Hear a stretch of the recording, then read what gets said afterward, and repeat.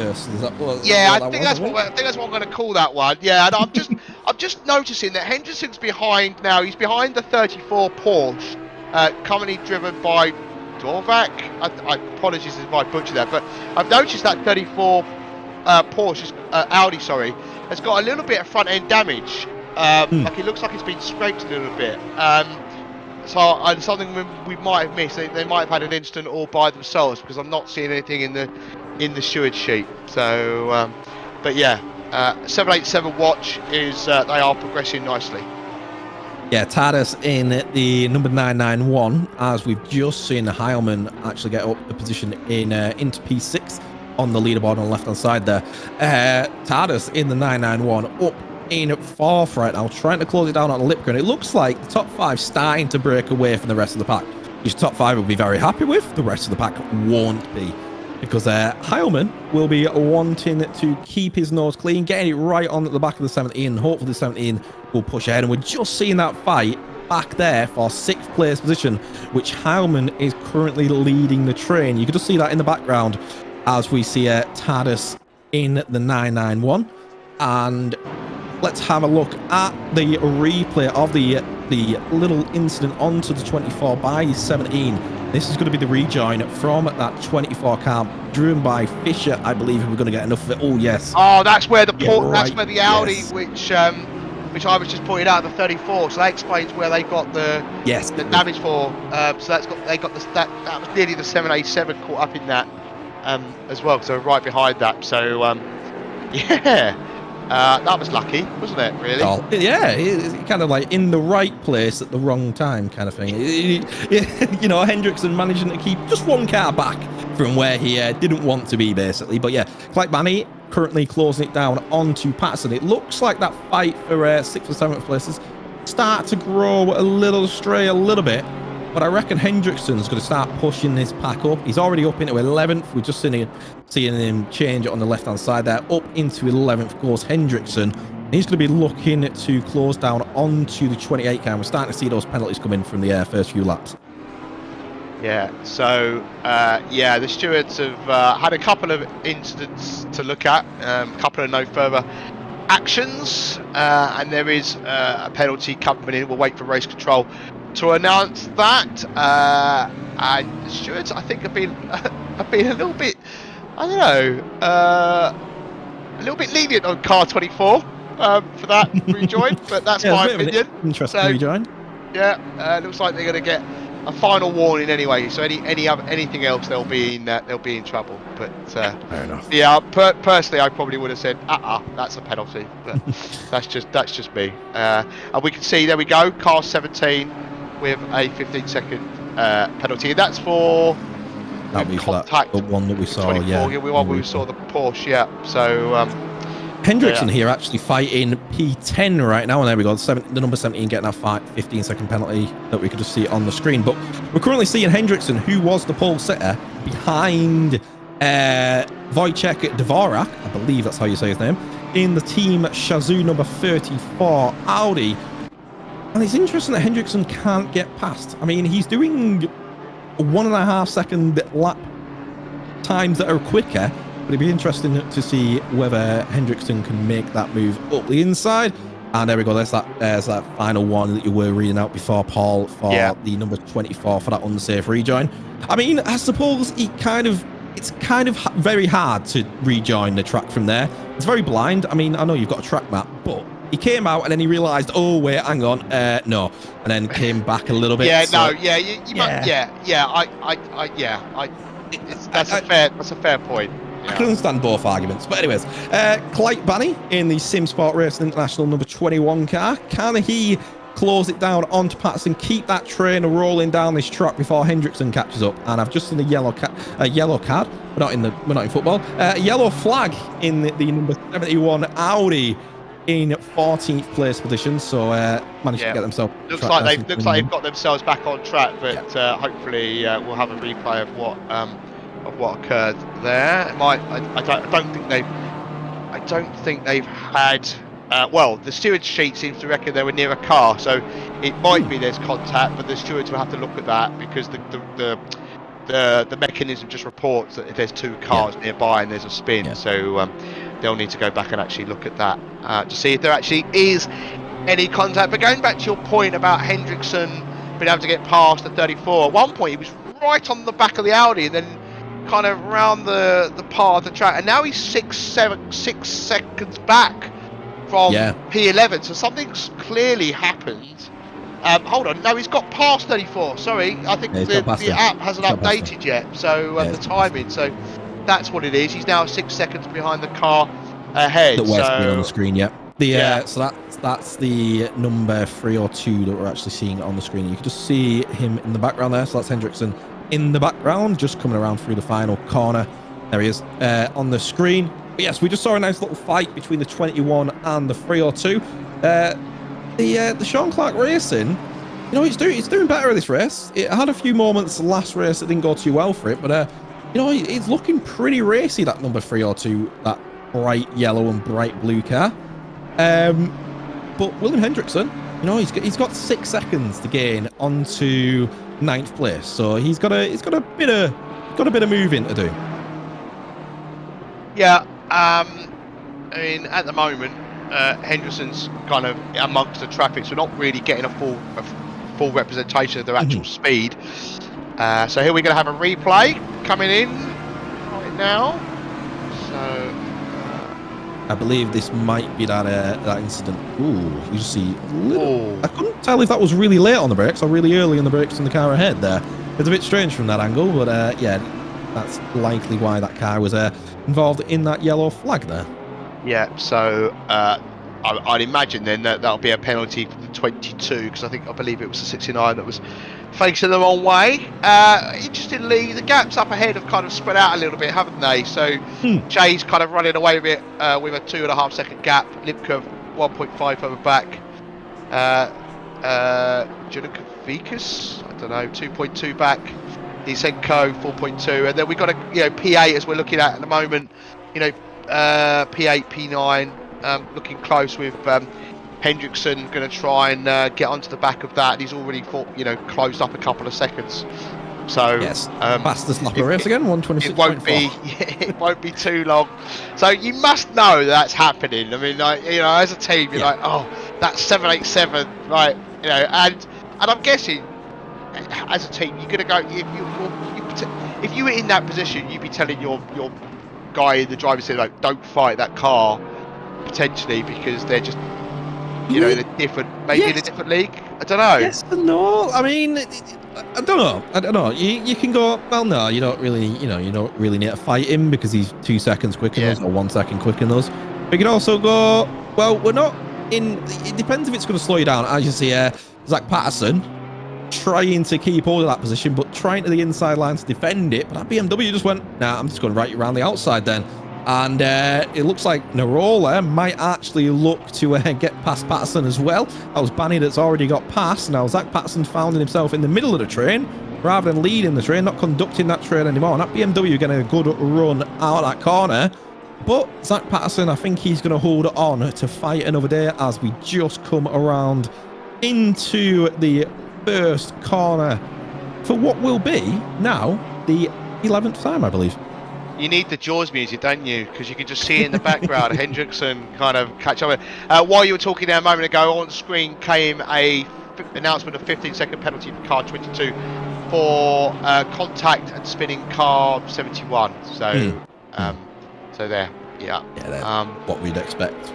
Yes, indeed. But the shark of Hendrickson is going to come and try and swallow these 3. But the thing is, it's all well and good catching up one car and trying to get past, but when you're catching up a gaggle of cars like this where they're battling for each other, it's kind of like sometimes you have to err on the side of caution, because the BMW might try and make a move on the Porsche, but then Hendrickson might be trying to make a move on the BMW. But the BMW doesn't say, as the Porsche goes off track and comes back on after the ground, and Hendrickson manages to take a void in action. That's twice now he's come close to having a bit of contact with other cars, not due to fault of his own. Yeah, he's kind of like Moses right now. He's parting the waves on everything. It's strange. 21's got a drive through. Is that Is that going to be Yes. track limits already? Yeah, so that was likely what caused the Porsche to try and follow him through. But I think the Porsche actually didn't get a drive through because he bottomed out, and that Right. Porsche, you know, spinning around. And then re-entry actually took out the car behind him, which was the Sean Clark Racing number 302. Likely get a replay at some point. But yeah, Hendrickson just basically let them part the waves straight through, and he's up into 8th now. So he's got another 2.9 seconds to make up. That was probably one of, or two of He's got the that easiest position overtakes he's because done. the 21's got a drive through, hasn't he? So Yeah, he's already got that. Yeah, you're right. He's already P7 really in the grand scheme of things, and also he's not 15 seconds back, is he, from P5, who's got a 15-second penalty? Unless my maths is that bad. Right. Yeah. P5. So yeah, he'd be around about P6. just over 12. He's basically seconds, P6 at the moment, isn't he? Really, if you take everything into account. Yeah. If he keeps it clean, he'll be around about P6. But he's still 8 seconds in terms of on-track position that he's got to gain up. But we'll see the battle between Fisher, who was in that 24 car that had a moment, rejoining the track, and 796 of Mikhail Sundstrom. And it looks like Sundstrom's actually going to be maybe looking to make a move up onto Fisher, as we just see Dvorak and Nirola battling it out in the background. Looks like Nirola's managed to keep hold of that position, but Dvorak's going to be back on the attack coming around through the left-hander. And we're just getting a reminder of the 21 car having that drive-through on the bottom right side of your screen there. Yeah, it looks like Dvorak has actually been able to get that position past Nirola, but he's going to have to defend that inside line now. And will Nirola manage to keep it clean through here? Yes, he does. Run it a little bit shorter than the Audi. Obviously, it wasn't a much wider line, and that Sean Clark Racing 302 going to be looking to make up those positions that he lost during that little issue. And hopefully this will be the replay. So right on the back, we can't see the BMW ahead, and then that's Sean Clark Racing just tapping that Porsche as it was trying to rejoin the track. Nearly had an incident with Hendrickson there, and then back onto the track. Obviously the car's coming ahead, can't see what's going on, and he had to let the other BMW and the McLaren through, unfortunately there. So hopefully not too much damage on the side of that the 302. I'm not sure if it was a poor rejoin or a driver that's lost control because they're on the grass, but it's a bit hard to keep hold of the car when you're going wide. I mean, is it a rejoin? You know, I mean, obviously the stewards will take a look and they'll have a look at the inputs and see what the driver was doing. But once you're on the grass, sometimes you kind of you don't really have much choice what happens, because it's like being on ice. Yes. But Hendrickson up into P7 now with the 21 looking to clear their drive-through at the moment. So the 769 is right on the back of 17 for P5, which is the final qualifying spot. But the Lysenko in the 17 does have a 15-second penalty. So it'd be interesting to see if it lets him pass, or holds him up, trying to get that time. Because holding that 769 up, technically, it's helping you out, because we know that maybe Hellman might be faster than that Porsche ahead. Just looking at the best lap, they're around about the same. Best lap on the BMW is 2 tenths quicker. So if he manages to put them in every single lap, then he's going to be quicker by 2 tenths every single lap, and it's going to soon grow. But you might as well try and hold him back as much as you can while you have that penalty, and defend it with your life, because when you serve that penalty, you're going to be 15 seconds behind where you were anyways. Yeah, and if you are, if you are Hellman, you are gonna be mindful that the car behind has already taken half a second off you, and you really want to get past that Porsche, because you want a bit of a rear guard to allow you to try and sprint away. But as things happen, as we know, round most tracks, it's one thing catching up to a car, and it's another thing entirely making a clean pass, and that's what you're trying to do. And as I've said time and time again, and I will always keep saying, it's in these endurance races specifically, it's about trying to keep your nose clean, not take on any damage, we're only 20 minutes into the race. I mean, we've still got 2 hours 38 minutes to go. So you got to play the long game. Yeah, I'm just catching the gap between Hendrickson and Heilman. It looks like Hendrickson hasn't gained too much time on Heilman. He's still 6.6 seconds back from Heilman, but it'd be interesting to see how much that drops in the next 38 minutes or so of his stint.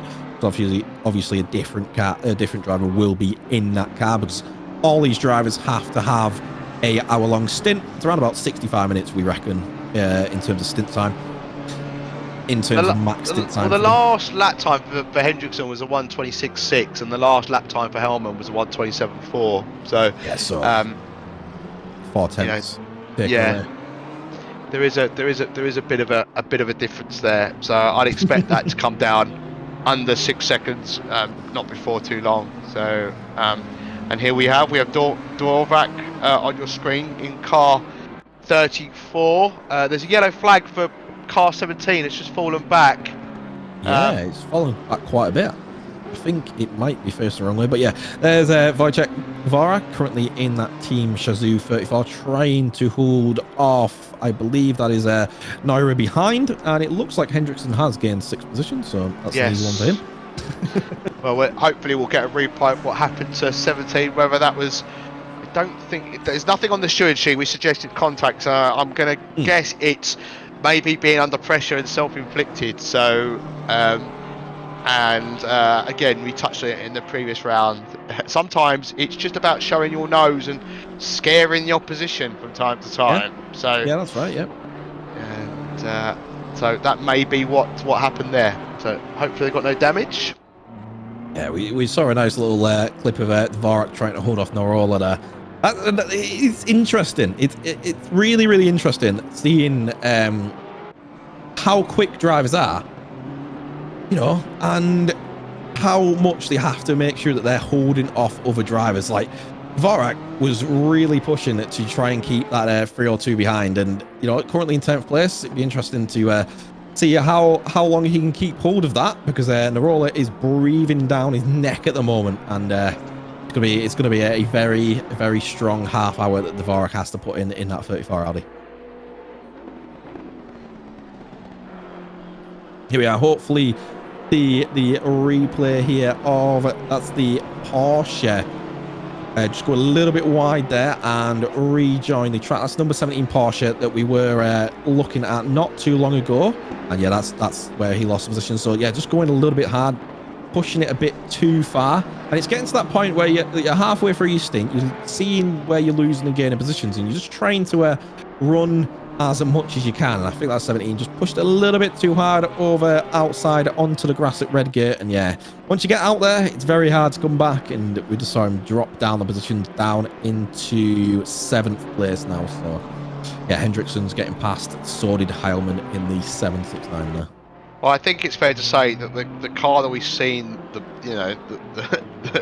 manufacturer car that's having the kind of the most offs tends to be the Porsche. I would say so, maybe. seems to be a common occurrence, anyways. It does, doesn't it? And I think it's because they're pushing that hard, right? And if you're gonna be pushed to, and I mean, from my experience, I don't enjoy driving the Porsche. It's a car that I do struggle with. This is the reason why I'm not at esports level. But I do tend to find that as the Porsche loses fuel, it becomes that little bit more challenging to drive for me. If it's full of fuel, I like it, but when the car becomes that little bit lighter because of where the fuel tank is, it really affects the behaviour of the car for me. So but as we've seen, especially if they push it through the S's, it can really unsettle the cars, where the BMW in comparison just seems to eat those sausages without any real challenge. Yeah, the Porsche is very quick at doing it. It's also a cruel car. Like you get that car wrong, and it's very hard to recover it. The BMW, very, very settled. You can take it out over any curve you want, really. But yeah, the Porsche, we've seen it bottom out of the S's. We've seen it go wide a little bit. And the thing is, from what I remember, we didn't see any Porsches at Monza. Or at least, if they did... There was definitely one. There was the 7 that had those incidents, yes. wasn't it? he had a couple of scrapes with the wall after an incident that they had. Here we go. This is the battle for P10. Yeah, so Dvorak trying to hold off again to Narola. They've been having a really good battle, haven't they, these two? Yes. Oh, there's a yellow flag for car 21 that's out on track. Yeah, they're currently turning around in the Melbourne hairpin. So looks like there might be contact with a car. So we'll let the stewards have a look at that. And Narola here, right, sniffing and breathing down the neck of the 31 car. He's just looking for a move. That's all he's looking for. Narola dropped down the grid a little bit from an incident before, but he's currently where he qualified. He's not going to be too unpleased with that, but still, when you make the moves to gain up the positions, you don't want to start losing them again at the second half of your stint. But yeah, Wojciech currently in P10, in that number 34, gained 3 positions from where he qualified.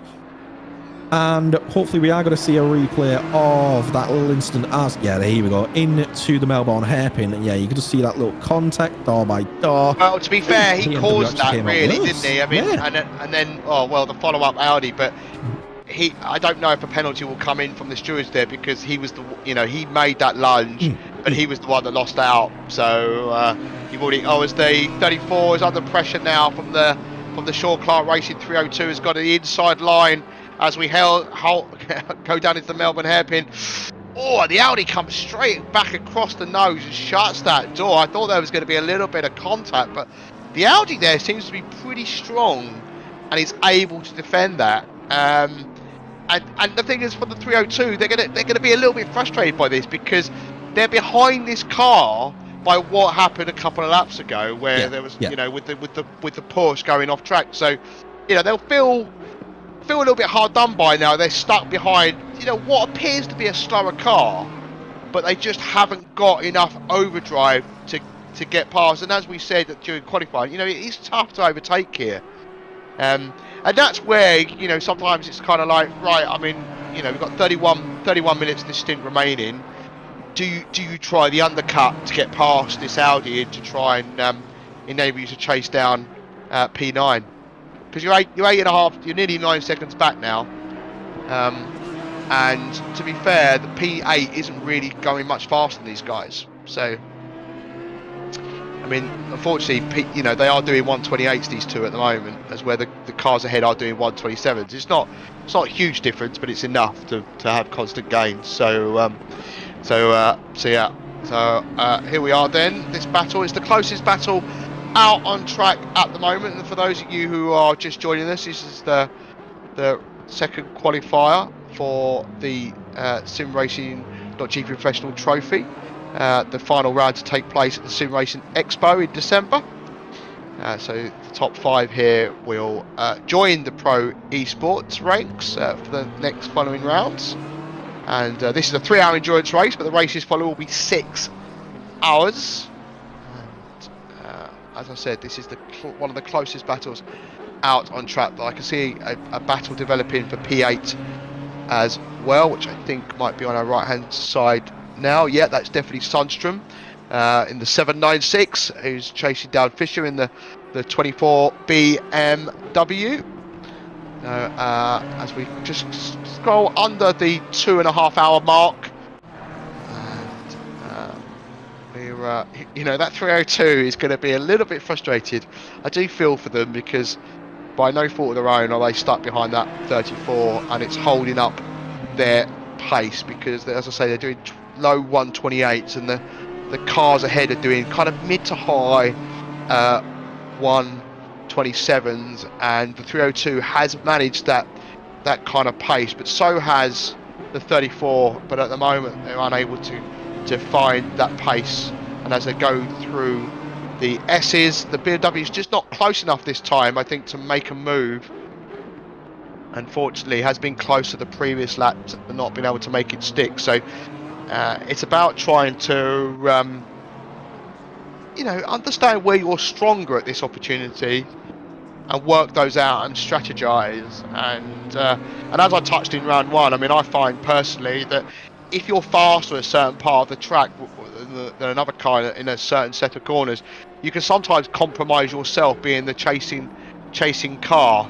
And sometimes it's worth sort of holding back a little bit and then trying to carry that momentum that you're able to gain and try and make a move. But it's not as easy as that. I mean, let's be honest, we all know what it's like. So but yeah, a couple of battles hotting up at the moment, Terry.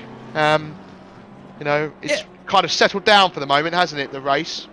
Yeah, it's nice to see a couple of battles happening on the track. Like we said at the start of the race, though, you get these ebbs and flows with endurance races. You get around about halfway through each stint, the battles start to die down a bit, and then obviously as these cars start to get themselves a little bit closer in terms of at the end of the stint, the battles start heating up again, and then you'll have a few when the stints swap, and it looks like Dvorak is managing to hold off Narola. He's managed to hold him off for quite the while so far, around about 3 or 4 laps, I believe. It might even be more.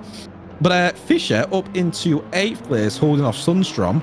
And Hendrickson, well, he's slowly gaining that lap, isn't he? Yeah, I was about to say, he was around about 900 second quicker last time round than Hellman in the 769. So, yeah, we're about to have 3 battles kind of out on track. Part of me wonders what happened at the start there for the 787, because you'll notice that Hendrickson wasn't originally in the car, and I wonder whether they made a mistake and the wrong driver was, and that's why they took the action, or maybe there was a technical glitch.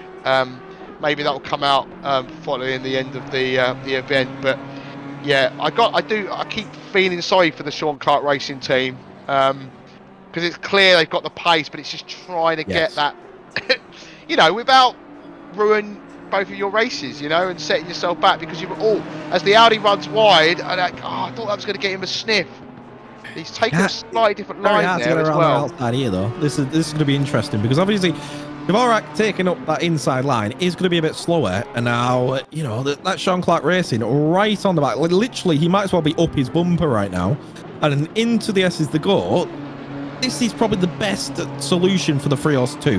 He needs to look to make that move up the inside, and the 34 is going to cover it. You can see him just cover it there, pull that inside line a little bit, and then if the 302 can get that speed on the exit, which it just pulls away. Look, the Audi just pulls away from the 302. The exit just isn't good enough for that BMW coming through the Melbourne hairpin.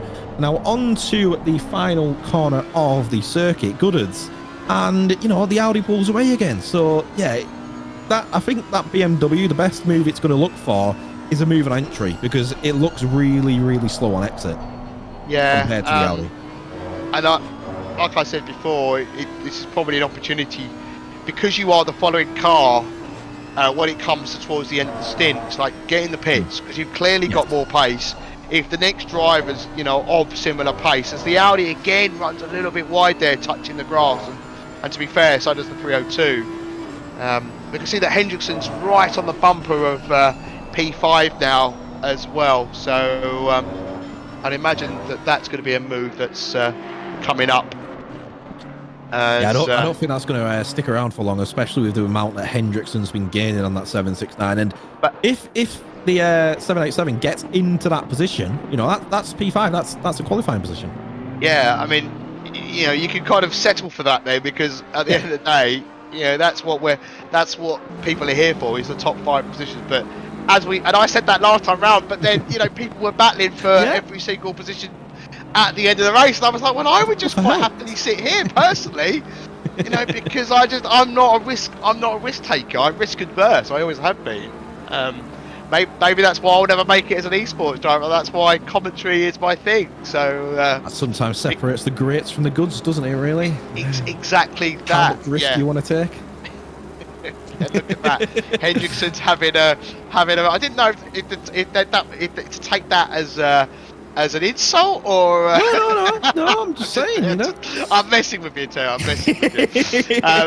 But yeah, I mean, I don't have necessarily that killer instinct, which is what some of these other drivers have. They and I think that's what sets a lot of them apart. And when you look at racing drivers in real world series as well, so Hendrickson again, we're kind of, you know, catching a car one thing. He looks on the inside of the hairpin, but as we saw when we were looking at the battle between the 302 and the 34, but you can see that Nola has got past the 34. I've just spotted that on the leaderboard. Yes, they had a yellow flag at one point as well. Right, so, okay. They had a little coming together at some point, but yeah, and they're all there. Yeah, actually, yes, there is something on the steward sheet.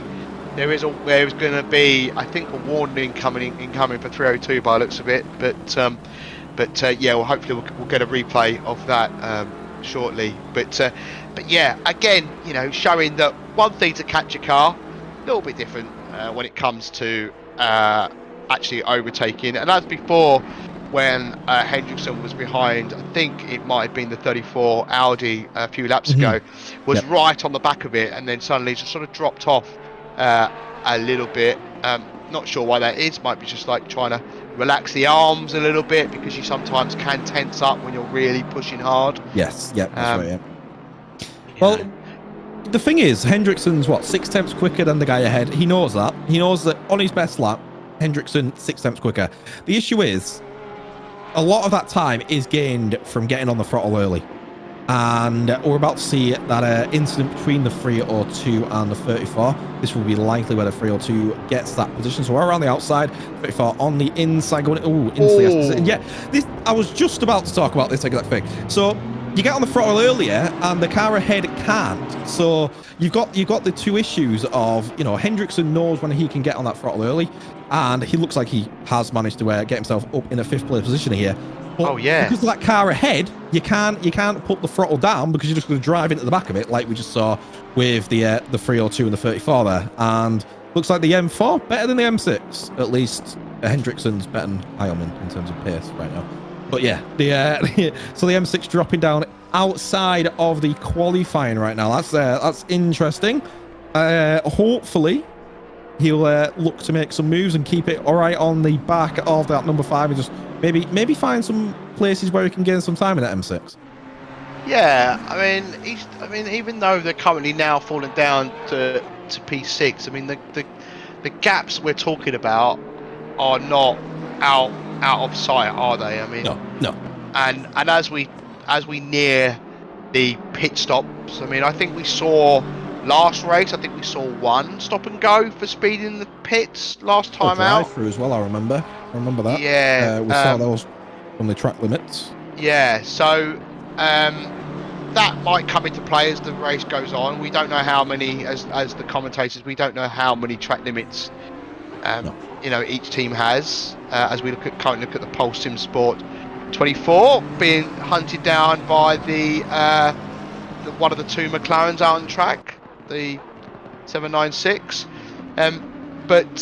Yeah, so and pit entries here, a little bit of a short one, isn't it? So it's coming out of Goddard's and then moving over to pit entry. So we'll see if anybody. The 34 is getting bullied, isn't it? Yeah. The 34 is getting bullied, and that's the 103, and it's like exactly the same place that we saw previously with the 302, unfortunately. Yeah, I wonder if the 34 has a different braking zone from the rest of the standard braking zones, and it's why these guys are looking to get it right on the accelerator as quick as they can. But yeah, that 34 being. But then you would think, like for the 302, when you follow a car for a few laps, you understand that, and you learn. So, I mean, you know, like, that was the 103 that we just saw, that Delta Sport there. Yeah, exactly. But, yeah, it's not nice when you're rear-ended twice in about a couple of laps. No.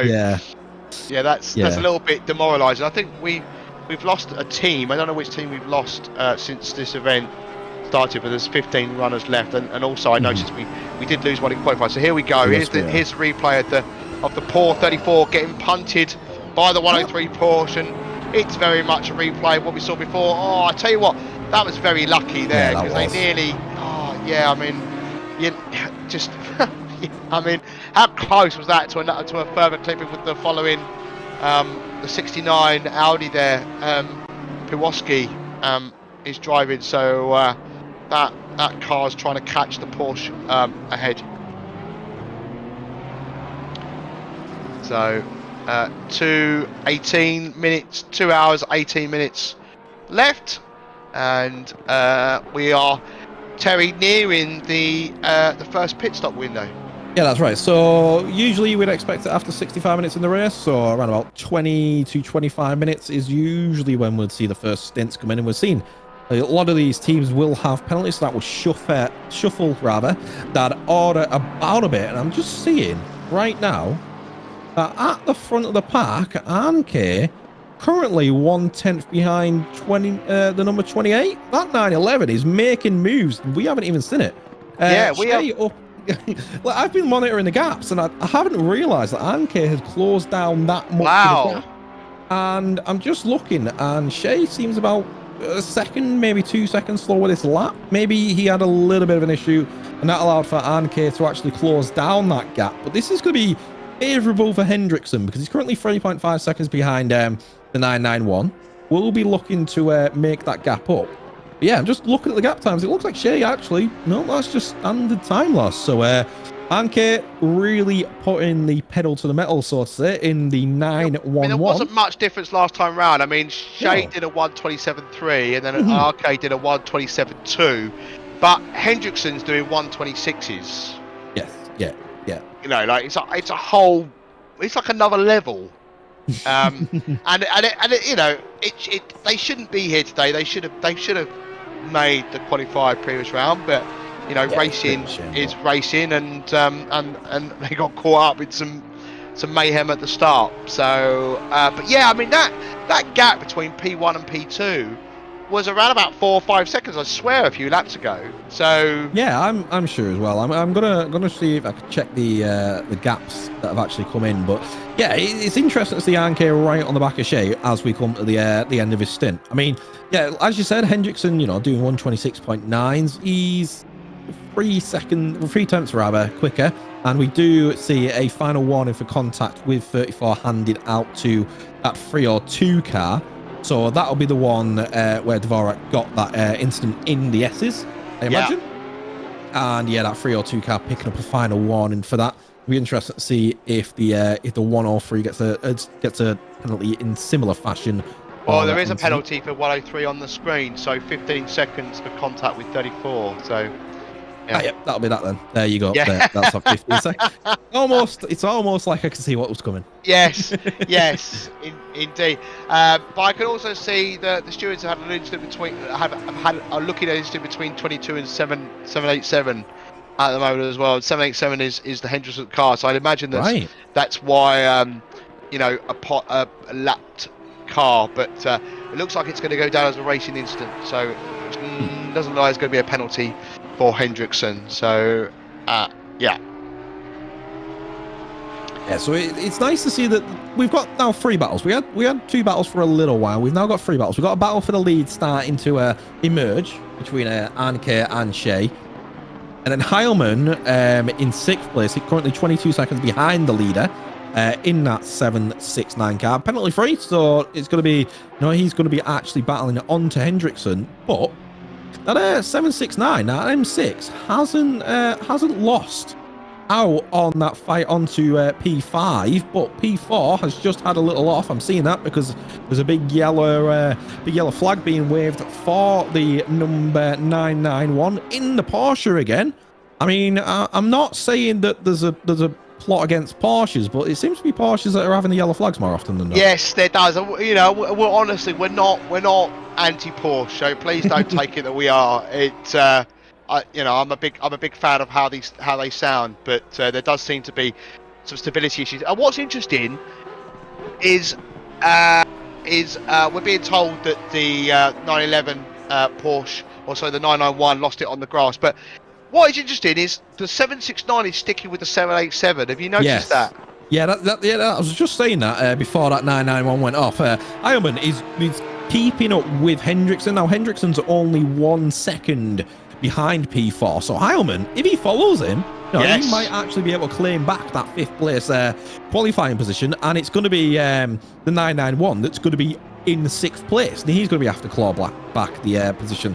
But Anke is really closing down that gap. He's now 6 tenths back. He's gained around about what, 3 tenths Yeah. well, in the last few laps or so, and he's starting to start hammering it down onto the leader and start pressuring him as we come to the end of the stint. It'll be interesting to see if that Audi hits early-ish, I say ish, in the next 3 or 4 minutes, because then they can extend the stint out to about 65 minutes each.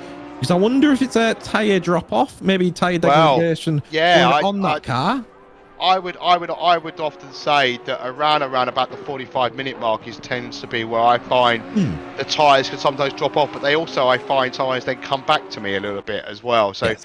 like a grading period. But yeah, this is an interesting battle developing for P4, and then we've obviously got the battle for P1 as well, and we're nearing the pit stop phase. So yeah, it's like anything anything can happen, I think, at the moment, and that's going to be very, very interesting.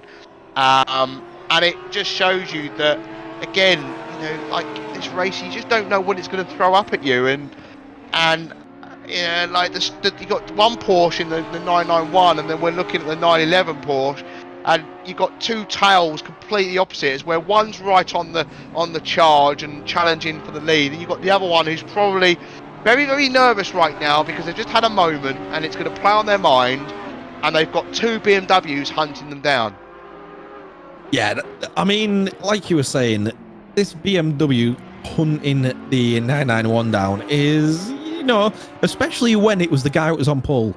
You don't, I mean, there might be 2 completely different BMWs, but they are still 2 BMWs. That one of them's a pole setter, one of them's been in the top 5. He's going to be looking to get himself back into that top 5 for his team. Then, 10 seconds behind those, you have the number 17 car that had some issues during the race. Back in it now, and so does the number 24.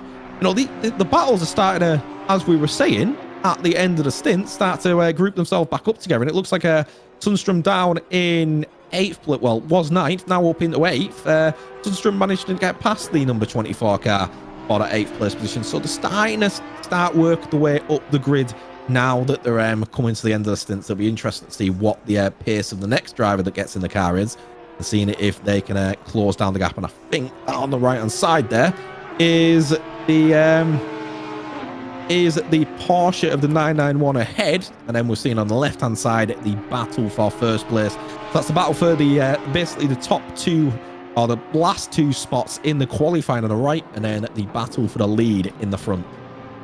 Yeah, and it's like someone's just lit a bonfire or some fireworks off, and it's all just gone crazy, because it just feels like a moment ago, I was not even that long ago, I was looking at the leaderboard, seeing all these gaps of like 5-6 seconds, and it's just all bunched up as we get towards the end of the first stint. You've got a battle for first and second. You've clearly got a battle for P4. There's a battle for 7th, 8th, and 9th.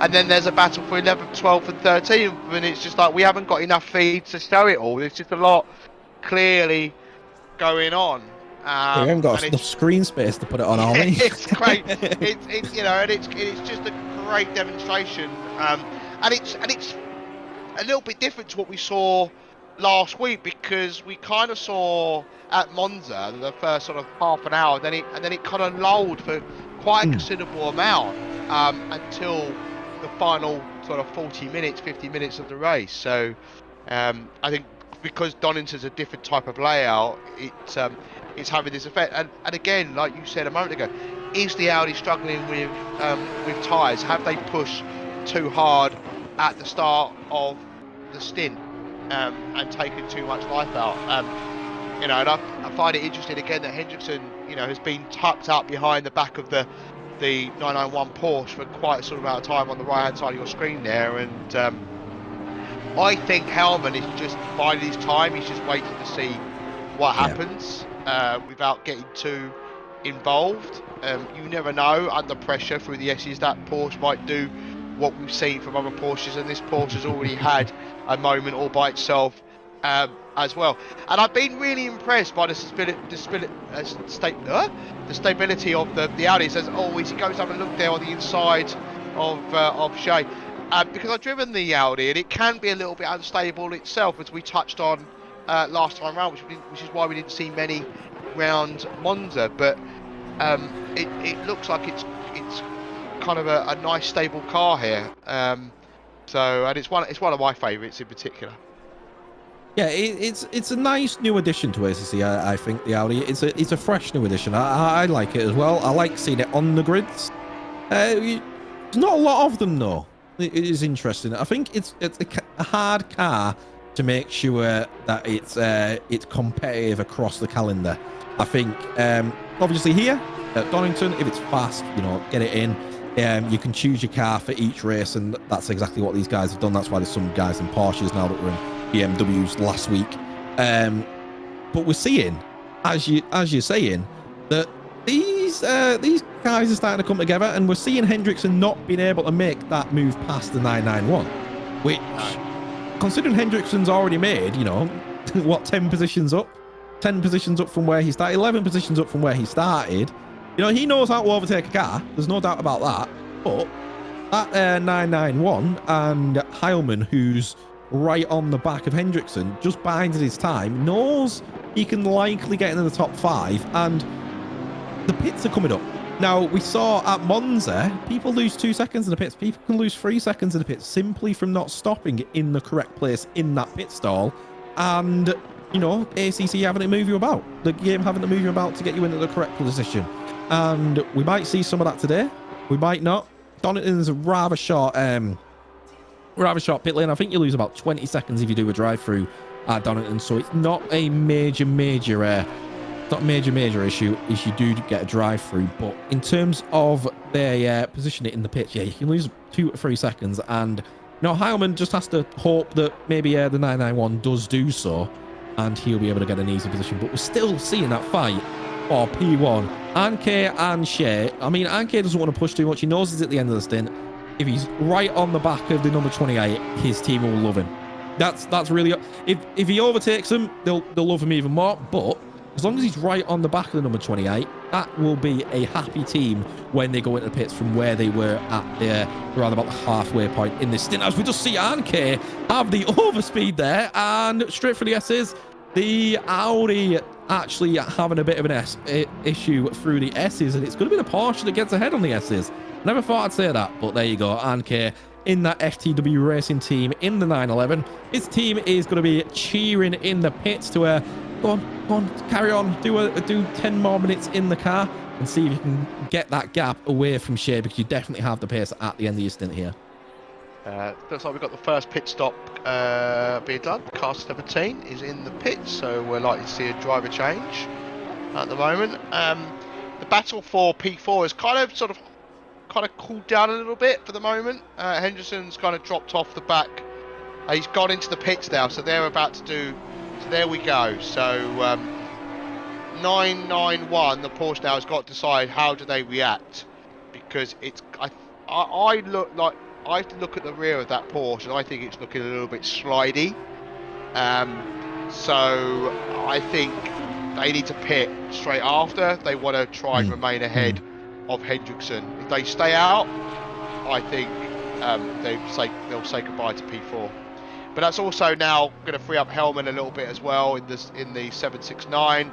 So how do they react? What will they do? Will they now come in as well and try and get past the 991? Because I do feel they both have more pace in that Porsche right now. Whether that remains the case after the pit stops is to be seen. Yeah, that all depends on, you know, which driver, how quick the driver is, how quickly they are accustomed to the conditions on the track.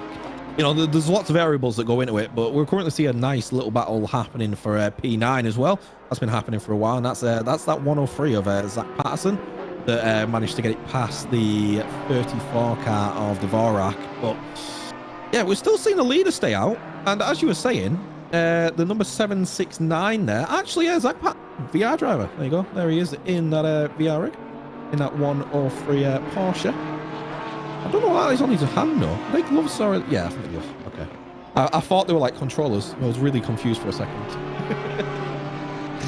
But no, Zach Patterson wearing gloves on those on that rig there.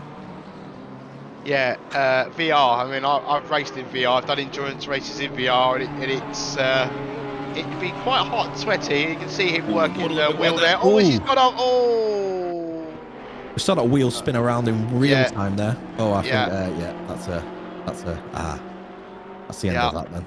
Yeah, that's unfortunately for them. Yep. But I was gonna say, when you started bringing the attention to that battle, just as we sort of turned, I sort of turned my attention to it. I saw that the 103 Porsche had a lovely little wobble, and again you can see that they were pushing. Yes. And maybe the tyres weren't able to, deal with that level of challenge. So interesting. Then the 991 Porsche and the 769 BMW have both remained out of the pits. I don't know if that's the right call, really. I get that you've probably got a strategy with your teammates, but I would have reacted to the pit stop of the BMW. So yeah, considering it's a really short stint for that BMW, because technically you've done one lap less, coming really early as well. And now, the 769, like we said, the standard stint is usually about 65 minutes. It could be just sticking to the guns, going, right, well, we've got these tyres now. The strategy is 65, 65, and then we'll figure out what happens at the end. But yeah, it's interesting to see that number 769 come out. And there we go. We have Gert Fischer in the Pulse Sim Sport number 24 car there. So it's an interesting camera angle. It was almost like he was looking upwards when we saw it, and it's vertical. Double interesting, but yeah, I thought he was looking upwards, but he's looking straight ahead. So the Pulse Sim Sport number 24 in 7th place, closing down onto Sundstrom. Still has maybe that top 5 in his sights. Yes, indeed. There's only 10 seconds outside of that top 5 window, and we've seen, like we said, you've got the pit incidents. If you stop in the wrong place, you get the stop go 30 for speeding through the pit lane. You could get a drive through from the track limits. There's a lot to play for, even if you're in that top 10 right now, because you're still, you're only what, like just over a minute behind the leader. Now, but that isn't a minute behind top 5. That's 30 seconds behind top 5, and it's a 20-second drive through. So there's still a lot to play for all these guys in the race right now. I just want to point out, I know I keep talking about them, but I think pitting early has been a smart move by the 787, because they're 23 seconds behind the car ahead, which gives them lots of room to set some flying laps. Yes. And they've just done a one in the world. I mean, Manisha's just got in the car. The previous lap obviously was the out lap, so it was like 2 minutes something. He's just done a 1:27.9. Now, it's not quite as fast as the guys ahead at the moment, but he's literally just got in the car. So if he's already doing 1:27.9s, imagine what he's going to be doing in a few laps' time. So I genuinely think that is very smart. I think they purposely found themselves a gap, just to put a few laps in. Yeah, definitely. I've just noticed that. I was just noticing that the 769 car, his pit stall was actually ahead of the 991, but the 769 car's still in the pit, so it's gone back to how it was. But the 991 car is out well ahead of the 769 car, around about, I'd say about 5 seconds, if not more, between the two cars. So the 991 car now has a nice gap to that 769 car that was only within about 1 second difference, and we're obviously seeing Manisha come around through not Gooders right now. Down through Redgate right now. I was a corner behind it, but Manisha is now closing down onto those two cars again, and will be looking at where, get himself back into that position. Yeah, that's interesting. That's because the 991 total pit stop time was 54 seconds. The 787 did 1:09. And the 767 did a 1:02. So yeah,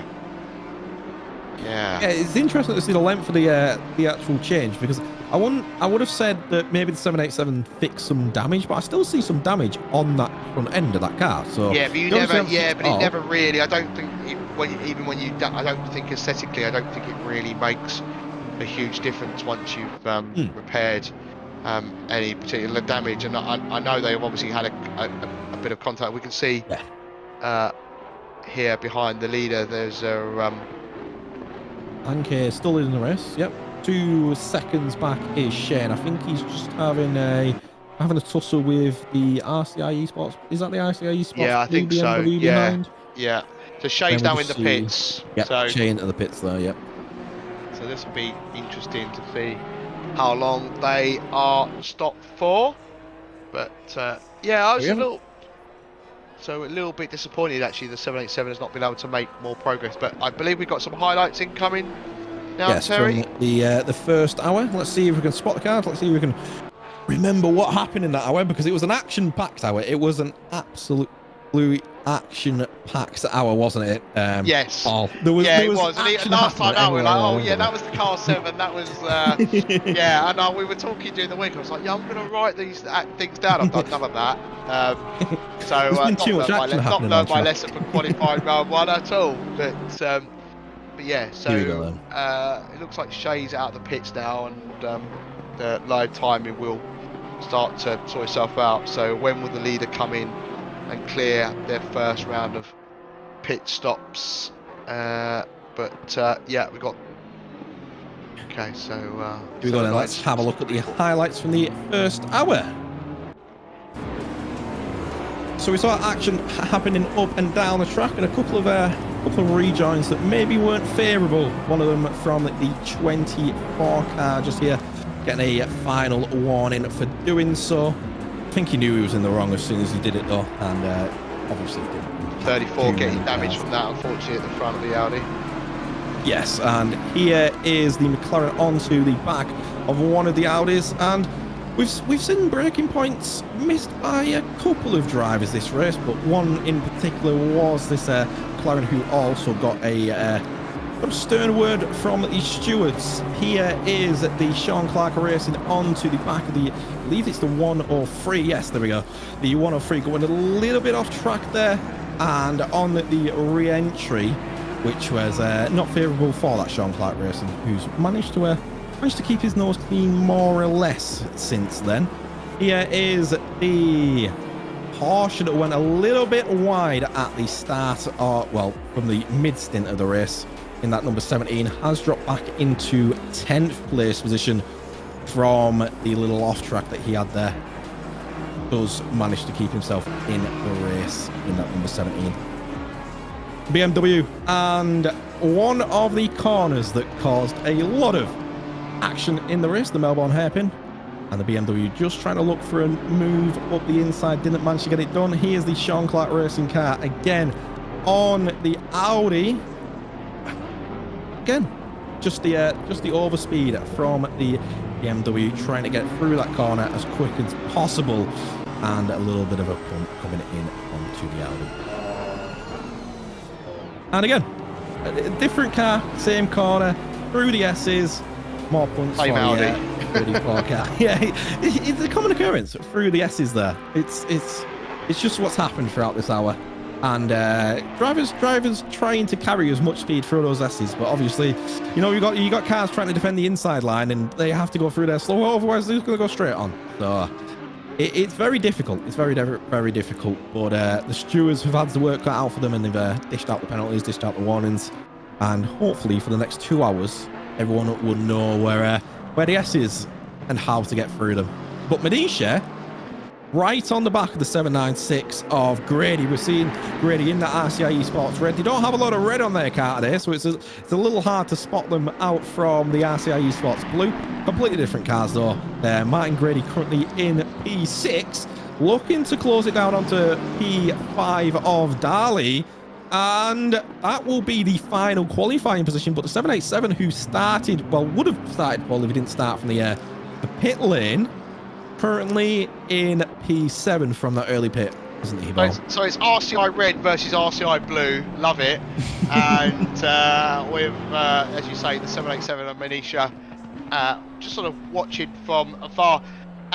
I'll be honest, that early pit stop for the 787 did not work out as I saw it, actually. No, it didn't. Manisha goes to make a move on the McLaren. Wow, that was late. And the McLaren saw them as well, which was, you know, as I always say, it takes two to tango. It needs two drivers with awareness to know what they're doing, and that is a great bit of driving there, and just kind of a sniff of an opportunity it takes it. The 786 is right on the bumper still, of the 787 and is looking to try and take that position back, but it's going to be tough through this section here as we go up towards McLean's and onto Coppice, so and now onto Starkey Strait. So yeah, and I think that kind of the opportunity, well, that will be it for the McLaren. Unfortunately, I think the 787 will just now sort of pull away as we see Grady at the bottom of your screen there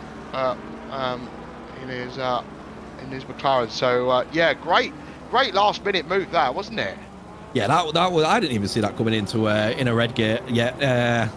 Grady did, so great awareness from Grady there to allow that inside line through. Otherwise, it could have gone all wrong. And now Grady obviously has the RCI Esports blue in front of him. Maybe there'll be some team tactics to allow him to, you know, close down the gap. But yeah, it'll be interesting to see how this plays out for the McLaren, because currently outside of that qualifying zone, obviously RCI Esports, you know, you're going to want both cars through the qualifying. So if this McLaren can manage to keep its foot down, as we see Grady in the right hand side of your screen, as you were saying before, Paul, you're going to be seeing Manisha actually, he's gaining quite a bit on the car ahead, and it looks like Grady isn't actually following him through, is he? No, not particularly. I think the McLaren's quite a stable car around here, but I don't know if it has the same level of run as some of the others. But can I just draw your attention to something as you look at the gaps now? You know, before the pit stop, we were talking about how you had about 3 or 4 battles developing out on track, and the pit stops have completely nullified that, haven't they? Yeah.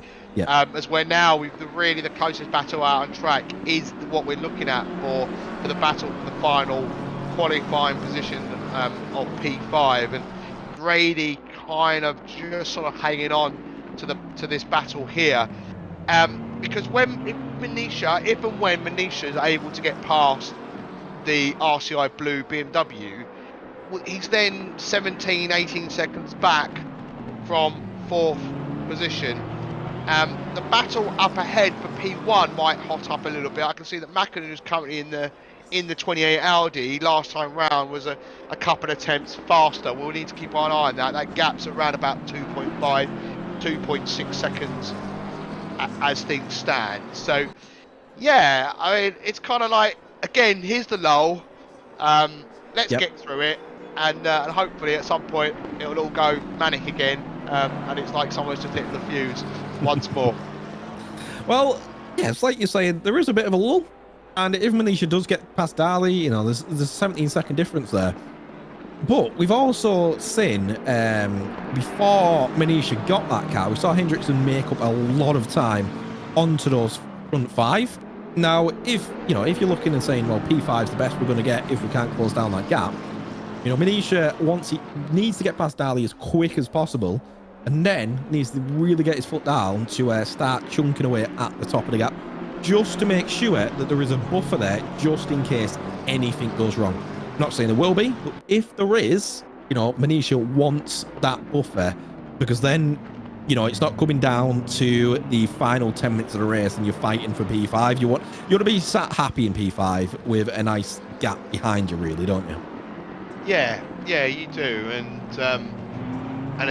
you know, and it's just what I find like fascinating is all the top 9 are currently in the 127s. You know, and but I feel like if Manisha was able to get past Daly, who's currently in the RCI Blue BMW, I would imagine we might start seeing a car, you know, setting faster times than everyone else potentially. But yeah, it's fascinating. We've done 47 laps now.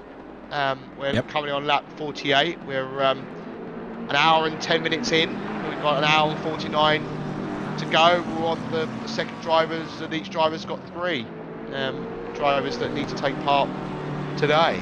But yeah, it's looking for the weakness, isn't it? It's understanding where the ICI Blue Audi driver is not as fast as you, and trying to not punt them out of the way and actually making a clean move, which we saw a moment ago they did on Grady. It was a fantastic. Just like you said, I didn't see that coming at at all. No. And then suddenly I'm like, wow, how has he done that? But again, like we touched on, it was great awareness from Grady, and that's great, and that's what you want to see as a fellow driver. You want to know that you can trust your fellow competitors. Yeah, Grady's actually keeping it within that second margin. I mean, he's not dropping back seconds from this fight ahead. And yeah, as you were saying, you know, Manisha, he knows how to drive. There's no doubt about that. After we saw that pass on Grady, he definitely knows how to drive. Question is, can they put in the same lap times that Darley is putting in and better them so they can jump down that gap and then find a weakness in the link? Now, speaking of weaknesses, as you were saying, do you put your weakest driver? Where do you put your weakest driver in, Paul?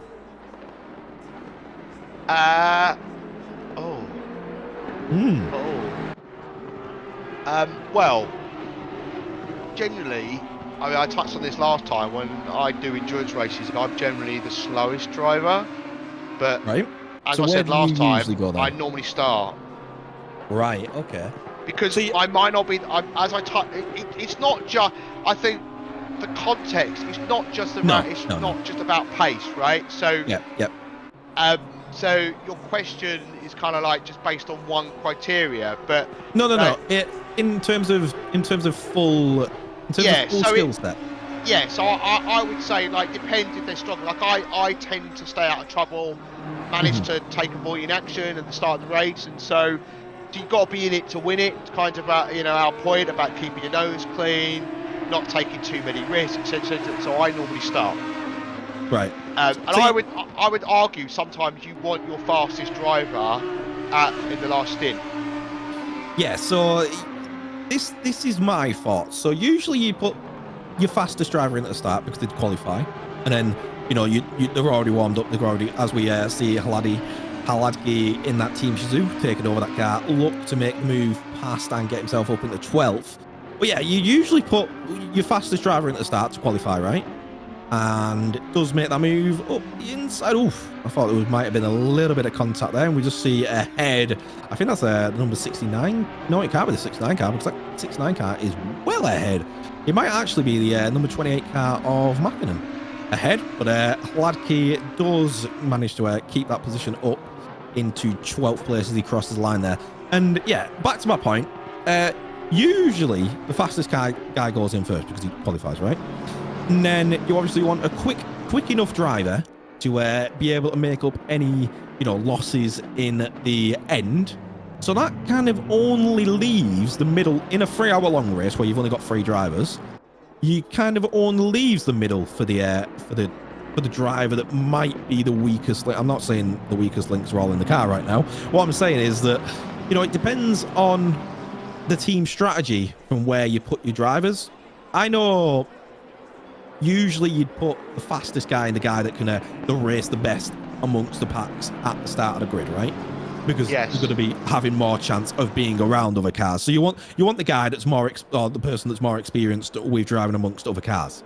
It depends really, because you could argue some races are hot lappers rather than actual races. You see it in a few competitions from time to time, right? To qualify for certain events, you do hot lappers, but you're not then actually racing against other drivers. So you're not learning that skill.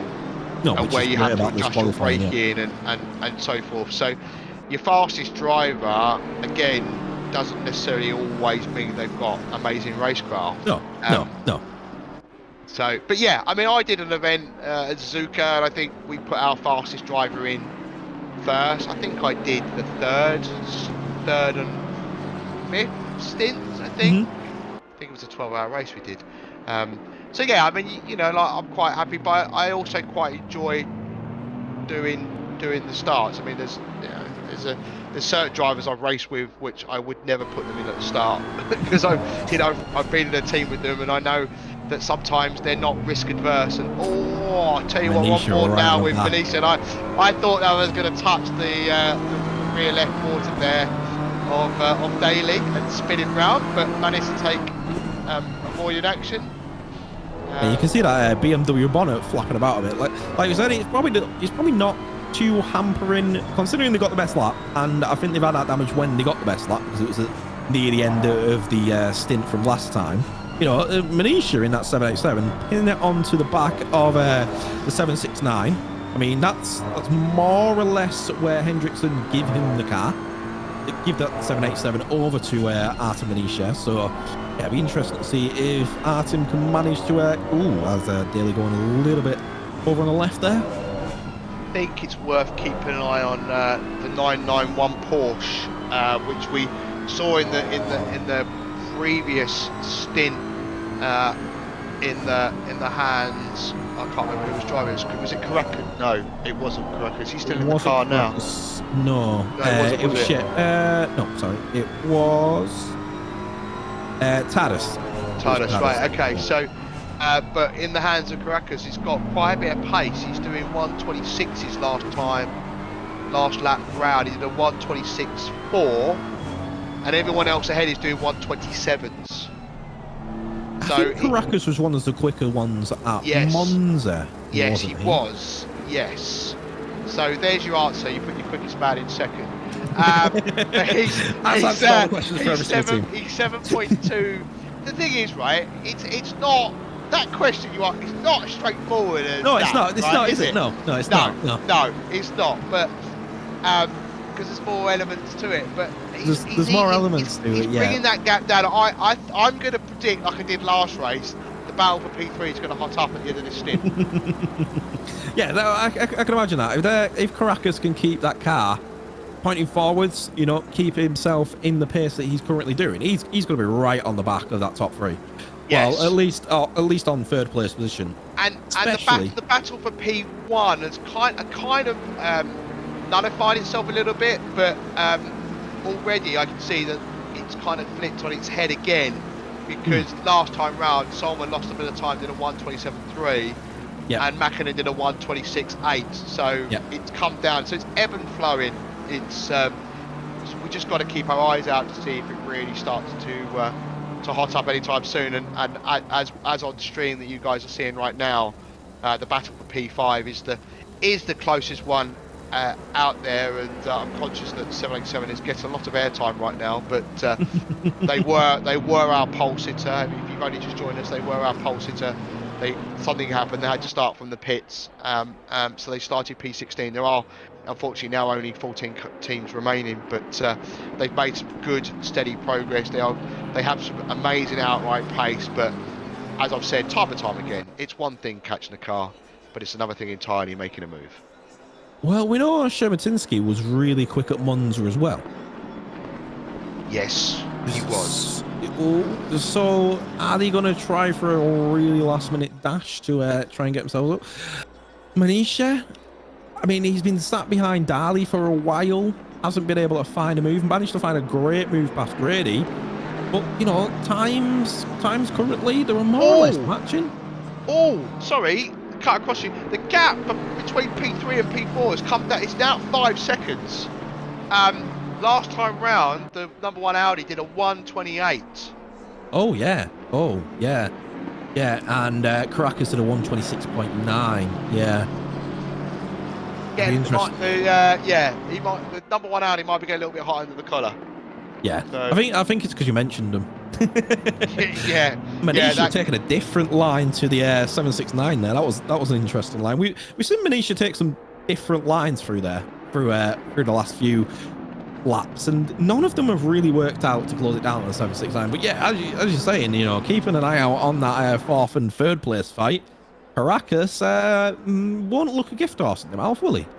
No, he won't. And yeah, I mean, I'm just having a look at my other screen on the number 1 Audi. I don't see any damage on the car, so maybe they've had an off by themselves at some moment. I can see there's potentially a battle developing for P10 at the moment. So, but Grady, credit, it's sticking with that 1 second of these two as well. Yes. I mean, there was me a few laps ago kind of writing him off. So I feel like I owe him an apology. But it's more you worried. It's more you worried about him getting lost. Sorry, Grady. Oh, as we get right onto the back there. Oh, could that have been any closer? Well, yeah, it could have been. We could have hit them. But yeah, Benicia right onto the back again, right through the S's. But it's BMW versus BMW, and you know, it's like what's happened there? The BMW ahead has gone wide there, and that was interesting. Yeah, just managed to keep themselves on track, but lost the position. Yes, Now, they had a bit of a wobble down into there. a 6th place position. So I think Manisha, again, he's going to be very happy with that. Didn't really have to make a move. It just kind of came to him. I mean, as we've seen before, where the Porsche from earlier on, the 103, wasn't it, who went wide and hit the grass. It looked like that, but he wasn't. He was on the tarmac, so it just, for some reason, the car seemed to unsettle himself. Maybe it was due to the bumps. I'm not really sure. We might get a replay of that to understand that a bit more. But yeah, Manish now into the top 5, so that's a qualifying position for them from starting in 16th position. Yeah, I mean, you can't complain about that. And I'm just looking at the top of the grid.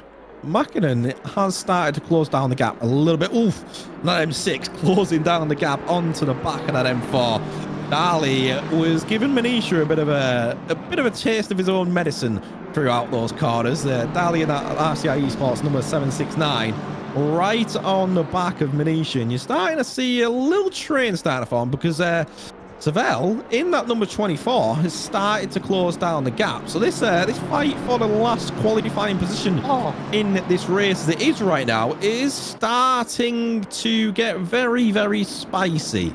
Yes, and the gap up for P1 as well is also now under a second. Yes. So hello, here's that flow again, isn't it? The ebb and flow is back, and the thing is, so we use our leaderboard here, and it, you know, when the gaps are kind of under a second, it's all white, but now it's gone to kind of the gold colours highlights, and it's just lit up like a Christmas tree. And it's like, and it did this earlier on in the previous stint. So our director's got his hands full trying to decide which battles to keep it up. But the battle for P1 is really hotting up. It's now 0.2, 0.3 seconds. So yeah, that's a lot of time gained. Because when I literally before you took over, it was well, not took over, but you know what I mean. Took over the rhythm. He was 1 second behind. Now he is 3 times. He's literally on the back bumper of that Porsche 911. Like, he is right on the back of that number 911.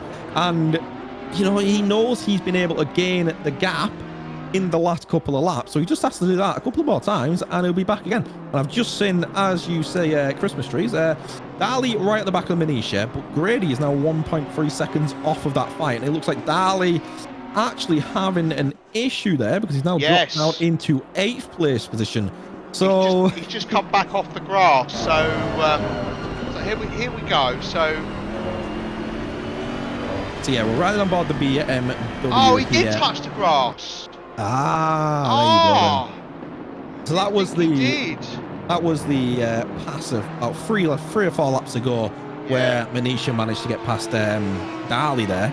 But Dali's now just lost 3 positions we down can the find fight. out what's happened to that Audi. That, you know, I'd imagine they just had a moment all by themselves. There's nothing on the instant sheet. No. But as we're watching the battle for P1, the battle for P3 is now under 4 seconds. So Grady now up into P6. I mean, that's solid going in that McLaren. Yeah, it's definitely great to see the McLaren that high up the grid, isn't it? I mean, Grady, you know, you wrote him off. He's managed to get himself back right on the back of Manisha. Well, no, you didn't write him off. I mean, write him off is a bit, you know, a bit drastic. But I just felt that the McLaren doesn't have the same level of grunt as some of the other cars. I think no, you're right. Yeah, it's more of an aero car, isn't it? Yeah, we've seen, and we saw that at Monza, didn't we? Where it was quite kind of slippery in the slipstream of another car. So, but didn't quite have the, I think, qualifying, or if it's not racing against other cars, I think if it's got clear air, I think it's got half decent pace. But when it actually needs to try and make a move, that's where it's challenged. So the 2 leaders are coming up on some back markers, and the back markers ahead of Batlin, so that's always a challenge. when you're Yes. battling as well. Yeah, we've seen incidents come in previously from similar situations, but yeah, the McLaren is still really quick. Like you can still manage like 26.5s from a McLaren. Like you can manage, well, 25.6 rather. Got the 6 and the 5 the wrong way around, but yeah, on a qualifying like fastest lap, and we're just seeing that that moves was close. with The 21 BMW there. I think it's a bit. Yeah, is it? Well, very close. The 28 on the back of the BMW on the left hand side. Yeah, just coming in that car. So yeah. Now on the Sean Clark 302. So yeah, you can see the lights just flashing from the Porsche, the 911. And now if you're that 21, you've you've got to try and take advantage here. But to be fair, the 302 did very well there. Yeah, you got the 21 and the 302 battling, and then you've also got the 28 and the 911 battling. So neither car wants to really give any sort of room. And at 28, right on the back of the 911, and you also got, you know, the fight for 10th place position happening in the same sort of track position. And it's you managed to navigate that rather well there, P1 and P2, I reckon. Yeah, and it's not going to be long until we have a battle for P3 to keep an eye on as well at the moment. So that gap now 2.5 seconds. So yeah, I mean, and Junior still on the back of Leif as well, 302. So yeah, a couple of things kind of kicking off at the moment. Grady is 1.5 back now from Manisha. So Manisha able to stretch their legs a little bit. So now maybe we might start seeing that McLaren just sort of drop off a little bit more than what we've seen previously, but you know, currently up on their deltas, both of them. So so yeah, well, let's see what kind of, can Manisha get into the 126s, which is what was happening before he got in the car. So we'll see if he's got the same level of pace, really, won't we? Yeah, it seems like the 126s is about the magic number in terms of, you know, where you want to be. They're currently doing like 127.2s. I mean, you know, there's a difference in the track temperature. It's around about 22, 23 degrees on track right now. So it's a little bit cold on track in terms of where it could be. Pretty British weather, really, in terms of the summer. But yeah, we're going to see Manisha. you don't really get really hot summers, do you? It's not like 40 degrees. But yeah, Manisha putting in some pretty decent lap times compared to the rest of his fours, as you would call them. I mean, the track temperature has dropped.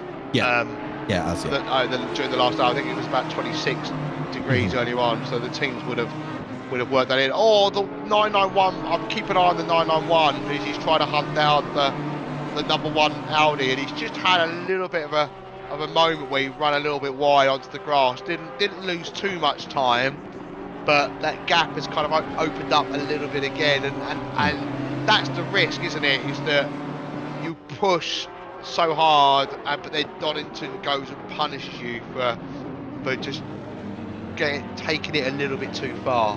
Yeah, that's exactly it. We said this in the track intro that Donington, it's a track that's very technical, and you go wide and you're more or less in the grass. There's not a lot of astroturfs, there's not a lot of curbs out there, and you know where you would run wide would be over the curbs and into the grass. Like you run onto the curbs as part of the actual racing line. So if you're running wide, you're in the grass more or less guaranteed, and that's why we've seen it, you know, through the S's, we've seen it through Redgate, we've seen cars just push as much as they can to try and get that position, as we're seeing Mackinnon pushing to close down at the 911. You don't want to push too hard though, because there's still 30 minutes left in the stint, and we have seen the Audi start to drop off at the end of the stint, haven't we? So will Mackinnon have the issue that Shea had, or will Solomon start to have issues in the Porsche from leading possibly? Yeah, I was thinking the same actually, but while you were talking, I'm just keeping an eye on the 991, and I said that he had a moment and he lost it, but then the Audi must have had a moment as well, because the gap is now under a second.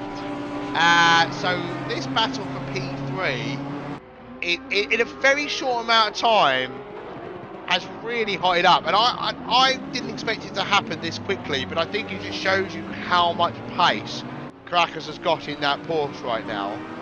But the Audi is doing 128, so isn't really, I think, isn't able to keep that same level of pace everyone else around. So battle for P1, well, between P1 and P2, and then we got a battle between P3 and P4 on your smaller screen there on the right hand side.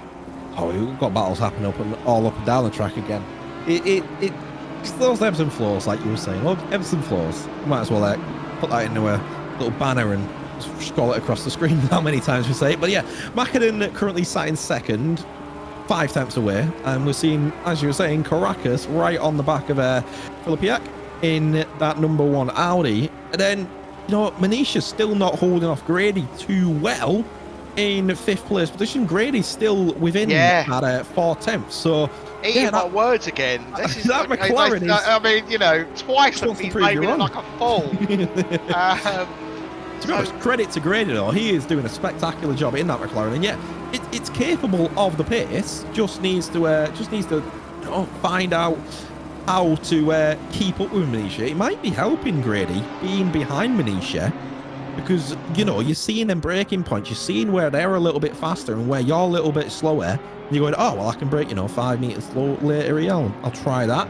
And I find that really helps when you're in, like, a race situation, to be right behind a guy that's, you know, maybe a little bit faster than you, to find out where you can gain the time and you can gain some positions, maybe. Oh, we did. I completely agree with that. Yeah. I'm very surprised Manisha's not gaining on P4. I know yes.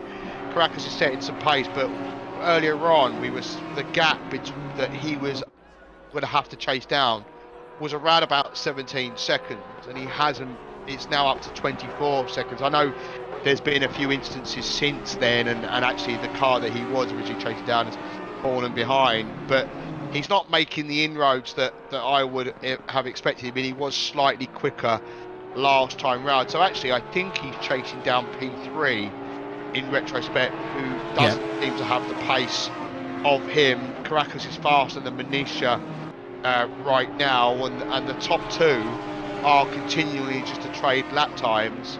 It's a gap of 0.3. And as we, you know, approach the second, well, we're in the second part of this second stint now. You know, asking the question, Shay last time had problems. Pace completely dropped off towards the end of the stint. Are we going to see a repeat of that? And Grady, you know, is challenging Manisha in the BMW. Yeah, that is, yes. I mean, we haven't seen much of the McLaren in terms of battling, but we're seeing Caracas looking to make that move up the inside of the number 1 coming around the Melbourne hairpin. We've seen these fights go one way or the other, but Caracas keeping it clean through there. So does the number 1, and Caracas up to 3rd place. So as quick as it came, as quick as it went, and Caracas up to 3rd. We're now seeing Mackinnon is 3 tenths behind Solomon, which is basically the fight that we're seeing on the screen on the right hand side in terms of how close they are. We're also seeing, honestly, the battles that are happening for this top 5 right now, they could go anywhere really, because Grady right on the back of Manisha. We're seeing Filipiak right on the back of Caracas, and we're seeing Mackinnon right on the back of Solomon. Like, these battles, I know we say the ebb and flow, but Grady and Manisha has been happening for the last, 25-30 minutes since they both got into those cars. And it started with Manisha making that overtake onto Grady, but now Grady he's not letting that position go. He wants that top 5 qualifying spot, wants that run into the championships to battle off against the pro drivers for that prize pool. And, you know, I don't blame them at all. I don't blame Grady at all to look to make that position up. And no wonder you're having to bite your tongue and make sure you don't mention the McLaren again. Yeah, you know, I very quickly go off people, Terry. But I'm expecting in the next 24 minutes that gap that's coming at 20 seconds, it's already coming down for Caracas towards Mackinnon. Okay, he is setting the pace of the race at the moment. He is the fastest driver out there. The gap between Filipiak and Manisha. It's coming down ever so slightly. Yep. And here we are with that move that we saw for P3. So the Audi wasn't as quick out of the S's there, and into the hairpin, just on the inside. I mean, the door was open. I mean, I don't know. Maybe he felt that it's not a battle worth fighting. You've clearly got a lot more pace than me. I'm just going to concentrate on making that move. And on my race even, and just didn't want to put up too much of a fight. Yeah, we've seen the Audi, or rather not that Audi, but people cut off to keep that line and keep that position through that corner. But yeah, I think considering Mackinnon's managing to keep it right on the back of Solman, Mackinnon does have the pace, as we've seen almost 17 give way to the two front runners here. Nice little bit of giving way from the earlier on as well we saw a back mark. I think it was the 22, the McLaren, that also that kind of same position also got out of the way very nicely. So no complaints from me for today so far with back markers. Even the two guys that were battling, the 302 and the was it the 34? I can't remember. They nicely kind of didn't hinder the leaders too much when they came through, considering they were battling for position. So yeah, some really good back markering today. Yeah, I agree. The racecraft from those back markers is fantastic. To be honest, the racecraft more or less up and down the grid, apart from a few little braking marker mistakes, it's been brilliant from the majority of the grid. And Mackinnon, and Salmon, I mean, I know they're both fighting for the lead, but we just saw a brilliant pass from that Porsche to manage to get it up into first. And now we're seeing Mackinnon, keep it right on the back of Solomon. Ooh, as that Porsche having a little bit, and it might be Mackinnon to make that move. The Porsche does cover the inside line though, and Mackinnon going to be forced well wide. Well, not well wide, but around the outside. And that 17 Porsche is now catching up to that two front runners that he just let through. So Mackinnon is going to be looking. Ooh, just to the inside, there's a tap there on the rear quarter. Oh, he lets him go. Look at that. Just let him go. Yeah, I think the stewards will look at that as you know what, you've bit of a racing incident potentially, and all fair, and you've let them go. So we'll see what the stewards decide, but I wonder if they'll let them get away with that one and give them a warning. Yeah, Mackinnon just looked up the inside there, and Solomon now probably trying to take his race to the line. It was a bit of a can't, and then luckily not lasting damage. I don't think you would have got too much lasting damage on the rear of that 911 from you know what that means though, don't you? You know what that means, don't you? That they just lost a lot of time to Caracas. Yes, they did. Caracas is now 16 seconds back. And Mackinnon actually, Solomon managed to get a good run away, and Mackinnon's out of the tour now. So it'll be interesting to see if Mackinnon can catch back up to Solomon, or whether that pace in the Audi is going to start dropping off at the end of the stint, as we saw last time, and Caracas is going to be able to close down that gap, because currently 16 seconds away, and has Filipiak in tow, and then Manisha has Grady and Seville in tow, and Manisha is going to be looking to get rid of those two drivers in terms of where they are behind him, because he wants that 5th place. He don't want to be fighting for it. He just wants a nice easy run, especially after the race they had, the first race where they were involved in that those few laps of shenanigans, and now they're in 5th place position, fighting for it with tooth and nail, and he started from the pits. I mean, it couldn't get any more in the wars for the 787, could they? No, indeed. So here we go. We've got a replay on your screens, and this is into the hairpin. And yeah, just the door was kind of open, but it's hard to see, obviously, from the rear spoiler of the leading Porsche. But I would imagine the door was kind of there, and but as I predicted, I think there's going to be a warning coming in for 28, which I think is fair. I think so. I would agree with that. But all the top 3 and all the top 4 have just done a 128, so that's interesting. And then top 5 have actually put in a faster lap. So there we go. There's that final one, and that you just mentioned with the 911. So yeah. 5 to 8 we're actually lapping faster than 1 to 4 right now, so But that's probably getting past back markers because yeah, it will be. Yeah. Solomon and Mackinnon had Traffic, that contact, they had to get back past 17 again. Yes, So yes, you're right. Yep. you know, and it, you know, let's be honest here. I'm often right. I mean, I was All wrong right. about Grady, but you know, well, you know how you said you go off people quick. I mean, yeah, indeed. But yeah, this is. I mean, you know, and obviously you started talking about. If I was, you know, if you hadn't, I would have brought your attention to this battle for fifth because Venetia, whilst he has again, he's making headway, especially the fact the cars ahead have just done a 128.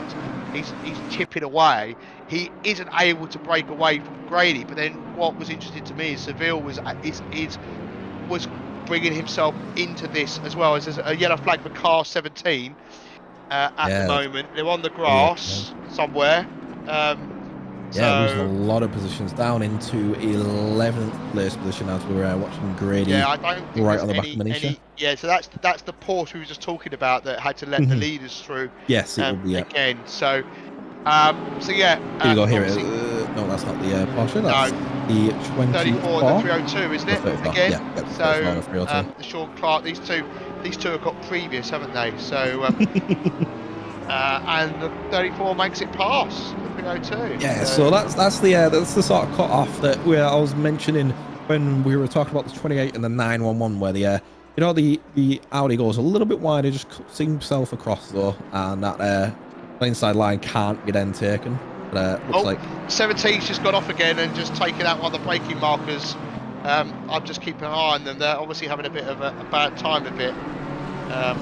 So they're they just, I think they're as we're going into the Melbourne hairpin. So let's just find out if a couple of drivers now are going to miss their braking point, the hairpin, because the 17 just taken out a braking marker, because you only learn about that the next time you come round. But look at that. I mean, Caracas is 16 seconds back still from P2. So he hasn't made the headway that I would have thought, but he's slowly chipping away at that, a bit like Manisha's doing as well. So you just imagine an ice cube, you're just taking little bits off, and eventually you eventually get down to the last bit. So you know, and that's all you need to do, just keep chipping away at it, and eventually you'll catch them. But whether they will manage to do that before the end of their stint, because there is only just over 16 minutes of that stint-ish remaining. And Terry, as we saw before at round one, the car that pitted the first time was the car to also pit the first time in the second round as well. There is a stint timer, of course, but maybe they have a strategy. So will we see the 787 be the first car to go in out of this battle? Last time round, the pit stops didn't work very well for them, so they're going to hope for a better time this time as well. Yeah. Yeah. Oh, drive through for 17. Yeah. That's quite the way back. Interestingly, Porsche. I know we don't have a thing against Porsches, but we don't. Do you remember how many Porsches were in the grid at the start of the race? 6. There's now 3. Oh yes. Well, there's 6 signed up. 6 signed up. 6 signed up. There's 3 in the grid. 4. Am I missing a Porsche? The Solomon, Caracas, and Polyakov. One got position. Well, I'm seeing 4 on my screen. Car 6. No. Sorry, you're right. Do you know what I'm doing? Do you know how you said you're often right, but sometimes not? Well, this is one of those times. I was counting Audis for some reason rather than Porsche. You're counting Audis rather than Porsches. Yeah, that wouldn't help. Yeah. So there was 6 signed up. 5 joined the race. 1 didn't have all the drivers in the race, so wasn't able to race. And now only 3 are left. And remember how we said a lot of Porsches have been having issues throughout this race? Well, I think that kind of confirms it when 2 of the 2 drivers that aren't in the race anymore are Porsches. Well, one of them was the guy that was driving VR, wasn't it? Because we were on board with him when he had that moment. So I'm not saying I've got anything against Porsches, but the numbers add up. That's all. No, well, not if you're you. There's 4 Porsches. Unfortunately, the driver in the 17 right now is looking very, very scrappy. Just had another moment as he lets, I think that's Caracas pass, so being a good back marker to be fair, but again coming up to the final chicane and touching the grass and he's just gone off into the last corner as well. So seen Grady get a great run out of the S's there. Sorry, we're just seeing a Grady getting a great run. Oh yeah, maybe move around the outside. He looks. I can't tell whether he was mouthing "come on" there or whether he was straining, trying to keep it on the left hand side of that car. But he is looking very racy and right onto the back of Manisha. He's also here. under pressure as well, Yes. and he's got to make sure that BMW behind is now alongside him nearly. Oh, I think the McLaren got the better drive out the final corner, but he's nearly. This is the problem, isn't it? We said this last time. You go on attack, and the attack doesn't happen, then it makes you vulnerable to the car behind. Yeah, so Savell is going to be, you saw him even look to make a little dash up the inside. Just, hi, I'm in your mirrors. And now, Savell is pressuring onto Grady. Grady is smiling there. He's very happy with how he's racing right now. Either that or he knows he's on the stream. One or the other. But yeah, Grady in that 796 is going to be looking to challenge on that 787. But they're now catching that back marker. I believe that's 17 Porsche ahead. We're about to see, oof, yeah, that's very wide. I think he was looking to give the fight to the 5, 6, and 7 there. Didn't want to impact it at all, but in the same breath, went a bit off track and obviously damaged his fight for the race. But Grady, he's looking very racy onto the back of Manisha. Here we go again. On just showing his nose and even flashing his lights. In fact, getting the brakes on the inside. Will he get a cleaner exit? He looks like he does. Manisha compromised in his line through there. Manisha's going to have the inside line coming back around though into the right-hander, into the final corner. Grady's going to be on the outside line right on the back of Manisha. Manisha and Grady are really getting their elbows out here, aren't they? And Seville, he's got the best tickets for the race. Or rather, the best seats for the race, I suppose you could say. But Manisha right now is in that 5th place position, 20 seconds behind the car ahead. And remember how we said earlier that Manisha, wants to keep his rear clean, wants to keep it really out of, the grass as he's just gone over and onto it. Wants to keep his, stint nice and clean. Get a nice gap away from Grady. Well, Grady is not having any of that. Neither is Savell, because with Savell pressuring him onto the back of Grady, it's causing Manisha to probably look at his rearview mirror, looking to go, right, I need to make sure I get a nice gap here, because Grady is really starting to pressure onto the back of Manisha. We already saw that through that final sector, and it looks like Grady looking to possibly keep it right on the back of him at the end of his stint. Probably around about 15 minutes left on that stint that's happening for Grady right now. We saw him coming in around the standard mark, but it'll be interesting to see when Manisha pits, because Manisha has been on his stint for 53 minutes, so 65-minute standard stint timer. Probably around about 10 minutes to go on that stint timer if you leave around about 2 minutes of spare time. And usually, Manisha would want to make sure he gets in early. But if he gets in around about 10 minutes, that leaves an hour for Shermatinsky to try and gap the guys behind. And yeah, we just seen some fantastic battling for that 5th place position. And it'd be interesting to see if Grady does manage to keep it on the back of Manisha, or rather that 796 manages to keep it back on to Manisha after the pits, won't it, Paul? Yeah, it will.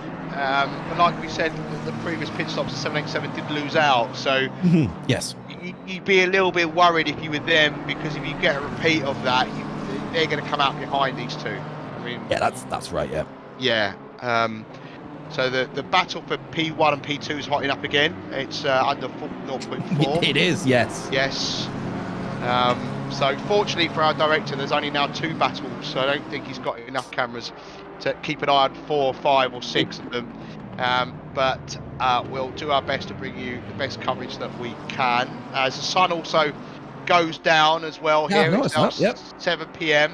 As Grady then goes to look and make a move into the hairpin, takes a slightly wider line as he goes through Goddard's. Almost like deja vu. Are you sure we're not replaying a replay? We're not.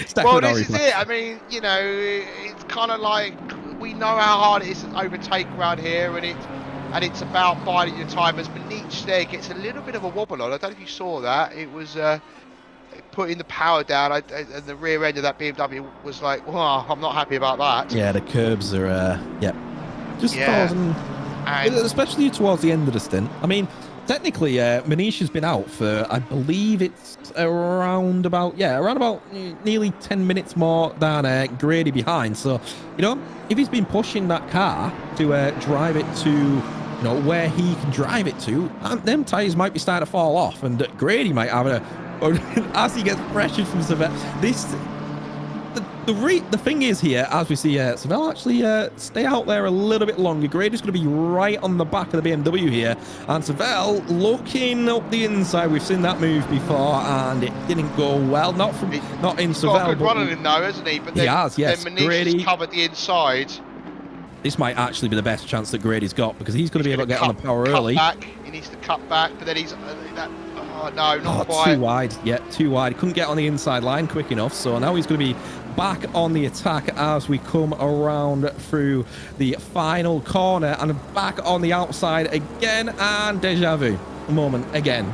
Grady still in sixth, can't get it past Venetia. Mackinnon in the right hand side of your screen, right on the back of Solomon, and into the S's they go, and we're going to see probably a very similar situation from that Porsche and the Audi, because the Audi, I think, tipped that S's a little bit more cleaner, and Mackinnon right on the back of Solomon now. When I was, honestly, if I could pick one, I wouldn't know which, because we've either got the final qualifying position or the race for the lead.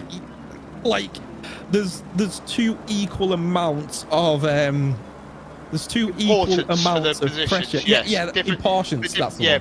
For different reasons, isn't there? And yes, you were talking about stint times a moment ago. So Maniche has been in the car for just under 58 minutes, and Grady's just coming under 51 minutes. So there's around about 7 minutes difference. There we go. Yep. At the moment. So yeah, the guys up ahead have been in the car. So Solomon's been in the car for 50 minutes now, and Mackinnon's coming up to 52 minutes. So yeah, so but then you've got the guys down in P9, so their driver's been in the car for 58 minutes as well. So they were early pit stopper as well with the 787 team. So. Yeah, it'll be interesting, like I said, when Manisha actually comes in. I mean, it's got to be in the next 7 minutes. It has to be in the next 7 minutes. We saw a car get disqualified for not swapping on time last time, but yes, hopefully Manisha and Shermatinsky's team don't have that issue this race. That would be the worst thing for that team right now, to be honest. So yeah, hopefully Manisha does come in time. Shermatinsky take over that car, but yeah, these fights are, you know, of equal importance. You either win the race or you qualify. Technically, I suppose the qualifying is more of importance because you're going on to the championship. You know. Yeah. You know, when you're a racer and you go, well, I qualified P1 in Donington for this championship. You know, you can put that and write that down in your achievements, I would say. What'd be interesting is I mean, I know like the 787, especially at the hands of the previous driver in the team, is that they were setting the pace right now, and Manisha's not able to do that to get into the 126s.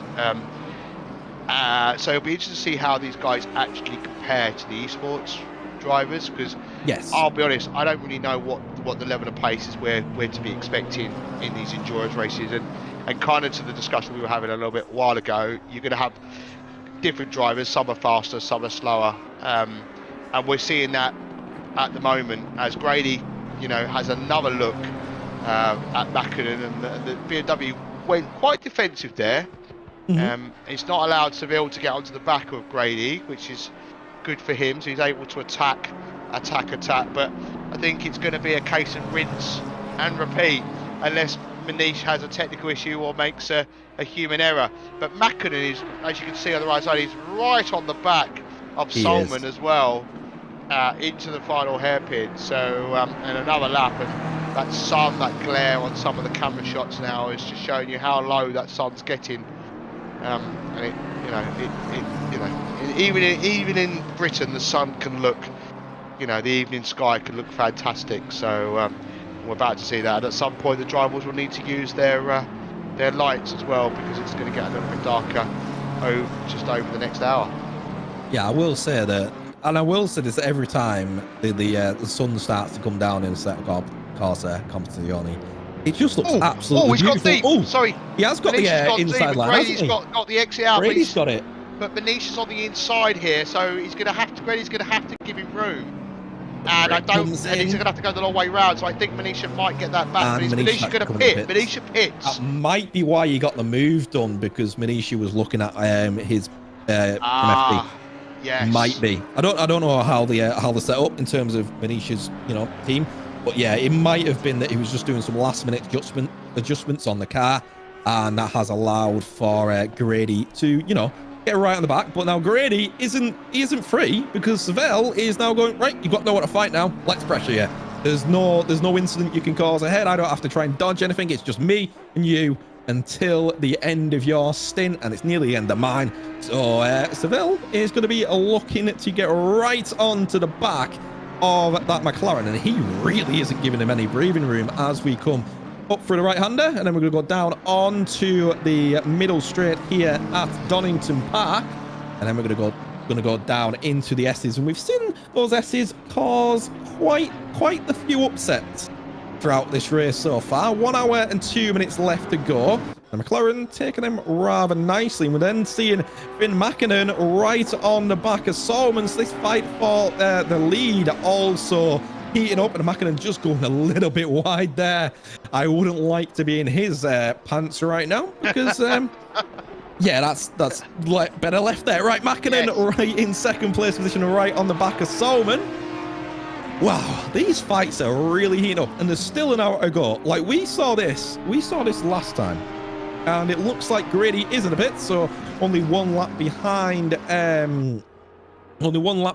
that of the 787, which has been taken over by Shermatinsky, who we saw was very, very quick at Monza. Yes. And it'll be interesting to see if Shermatinsky is going to be very quick at Donington as well. Also, just highlight to you their pit stop was 56 seconds this time, so hang on the money. Seconds quicker than the previous set, and around kind of about what the average is. So the pit stops previously were around about 54, 55, 56 seconds, so kind of more on the money this time round. So if Szymanski can get up to pace pretty quickly, I don't think he'll fall behind the likes of Grady and Seville. So let's watch this very, very closely.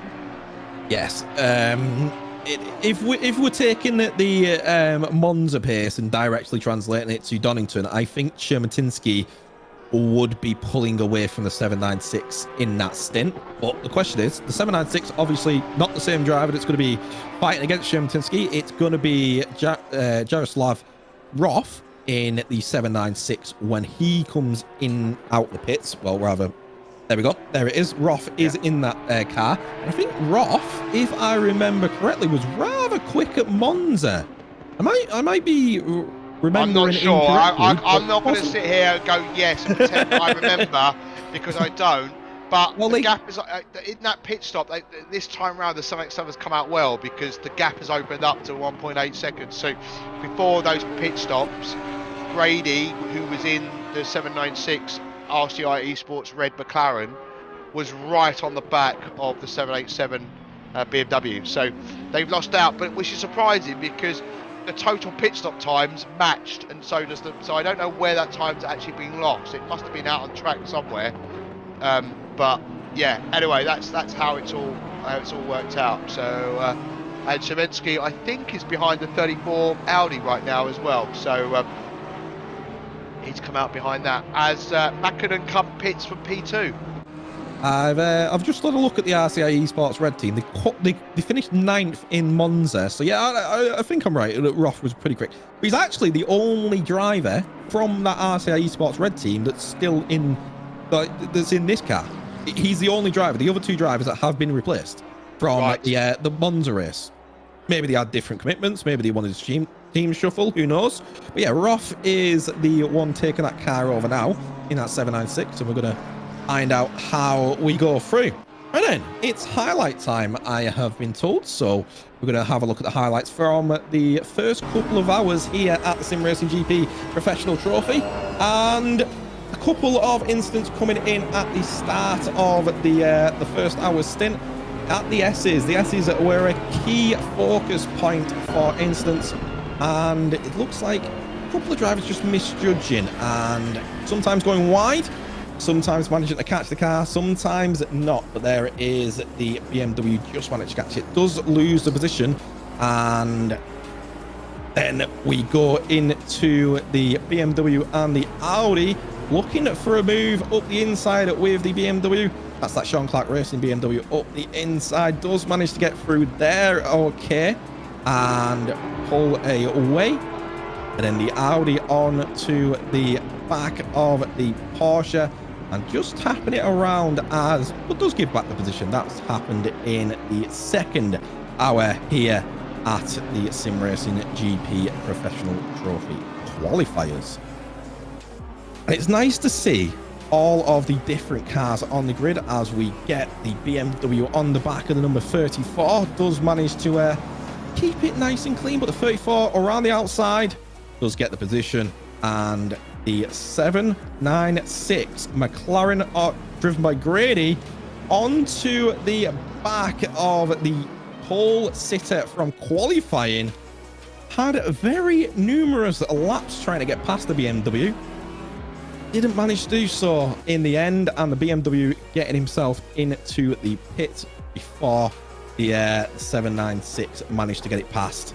The 796, as I said, giving it a lot of goals, coming through at the final couple of hairpins here at Donington Park, and giving us some great action in the second hour, as we also saw the number 24 trying to close down the position as well.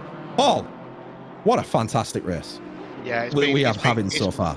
It's been great, and I'm just keeping an eye on the pit stops while you were doing that. So I think the biggest winner during that pit stop, second pit stops, has got to be the 991, and now finds himself in P3. So that was driven by Caracas, as we saw, had some pace. They were in P4. They're now up into P3. Mackina's handed over the 28 Audi to Stockinger. They remain in P2, and Lewis Fly is now in the 911, which was being driven by Nico Solman, and they remain P1. So yeah, so the number one Audi unfortunately has missed out during that round of pit stops. Looking at the 991, it's currently 2 seconds closer than it was before to second place position. I remember him being I remember that car in around about 16 seconds gap. It's now 14 seconds gap, so it's edging closer. But it'd be interesting if the driver that's taken over it is going to be able to close down that gap, make it a little bit harder for the number one car and the 787 to close it down. But yeah, that 796 driven by Jaroslav Roth right now, 4 seconds away from Shermatinsky. Was that all lost in the pits? No, we only lost one. Well, Roth only lost 1 second in the pits, 56 versus 55 for stopped in terms of for Shermatinsky versus Roth. So only one of that 4 seconds was lost. So looks like Shermatinsky is getting his pedal down, and he's closing down onto that number one car ahead. Yeah, I feel like also it won't be long until 991 Porsche will be on the back of the 28 Audi. The Audi currently in the 128s, and we're talking over half a second quicker for the Porsche right now. So, and that's right at the start of the stint. So, I mean, if you're doing that pace straight away, I think it's fair to say you've got something about you. And also Shermatinsky, as we know, as you rightly pointed out, was very fast at Monza. Well, there we go, fastest man on track at the moment. We're 126.6. I think that might be the fastest lap of the race. 2 tenths off. Whoa, it's off. Is right off. Yeah, 2 tenths off, but this is right at the start of his stint, remember? Whereas that 126.4 from the first driver that got in that car was around about halfway through their stint. So yeah, if Shermatinsky can do 126.6 now, then like we said when he got in the car, that's probably the type of pace that's probably going to lose that 796 and close him down onto that number 1 ahead, if he can keep that up, if Shermatinsky can keep that up. Yeah, so Mantis is currently in the 991 Porsche. Will be hoping that he can keep that pace and close down and get a P2 on the podium step. But it's, you know, 15 seconds isn't exactly a small gap. Shermaninsky, you know, is around about 7.5 seconds back from P4. That's not insurmountable, but I think P3 might be a little bit out of reach, especially due to the pace that they're setting. And I know that Shermaninsky's, you know, currently faster than them, but it isn't a big difference enough, I think, to really make the gains that's going to be required over the next, well, 53 minutes, because we're already a few minutes into the final stint, which just phenomenal how quickly that just seems to go, really.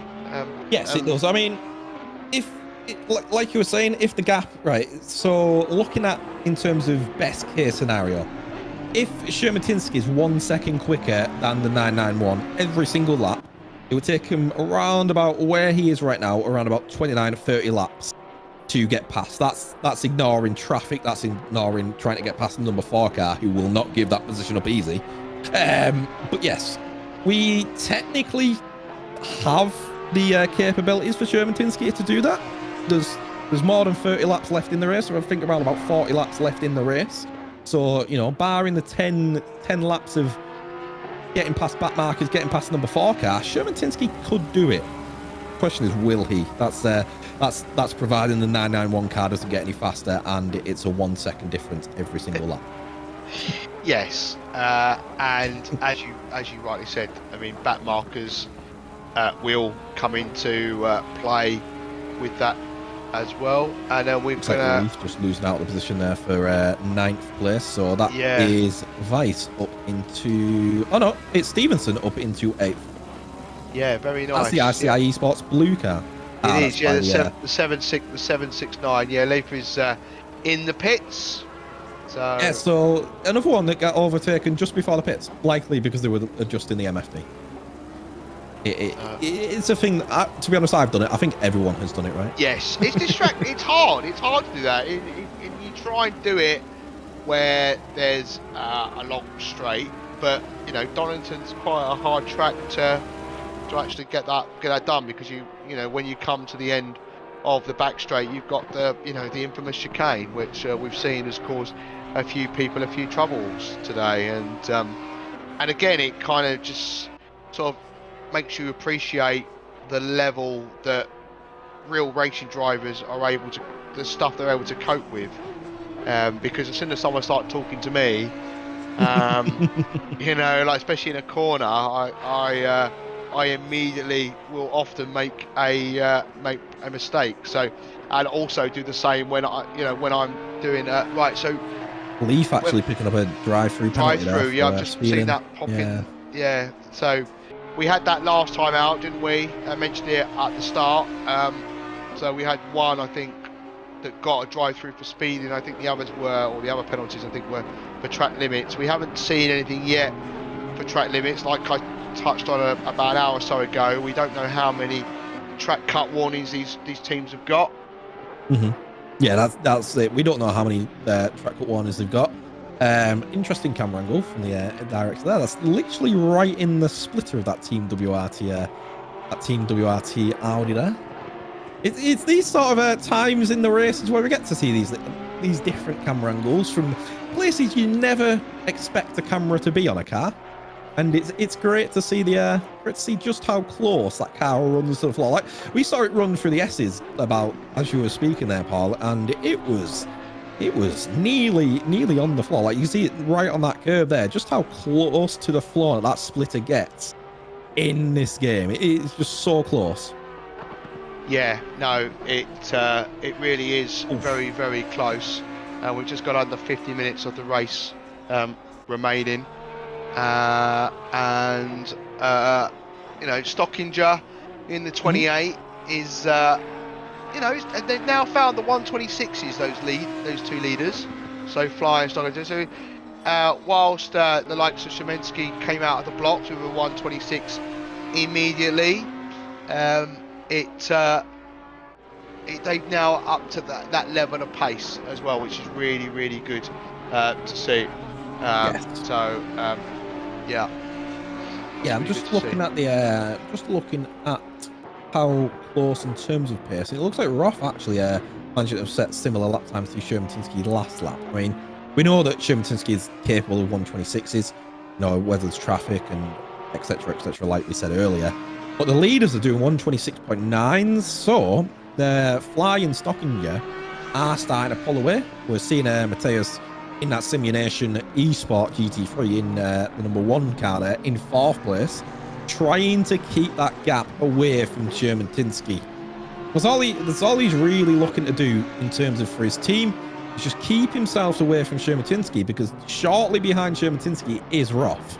And Mateus isn't going to be wanting either of those cars to start to catch up to him.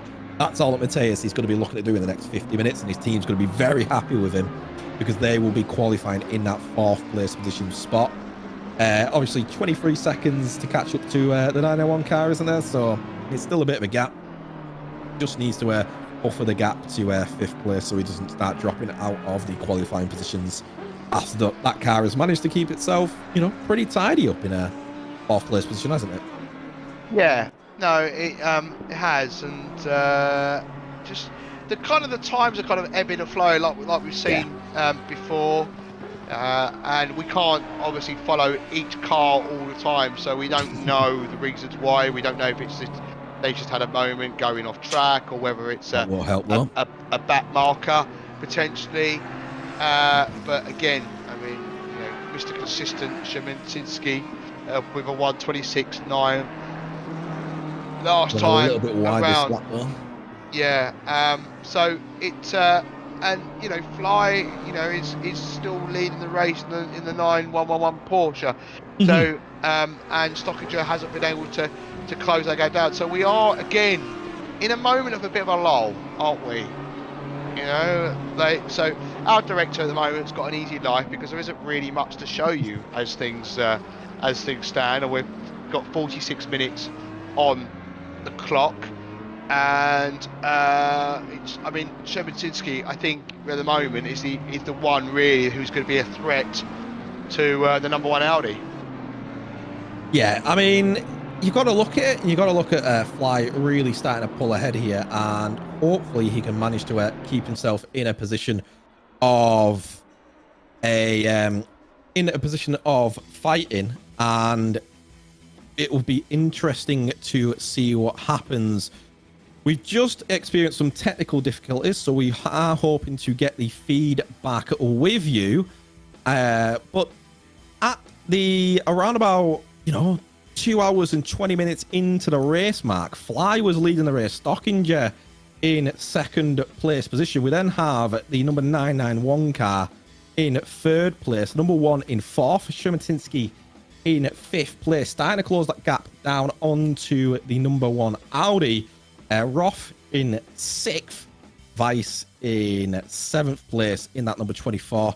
Stevenson is in the 8th place position in the 769. Number 34, Audi in 9th place position.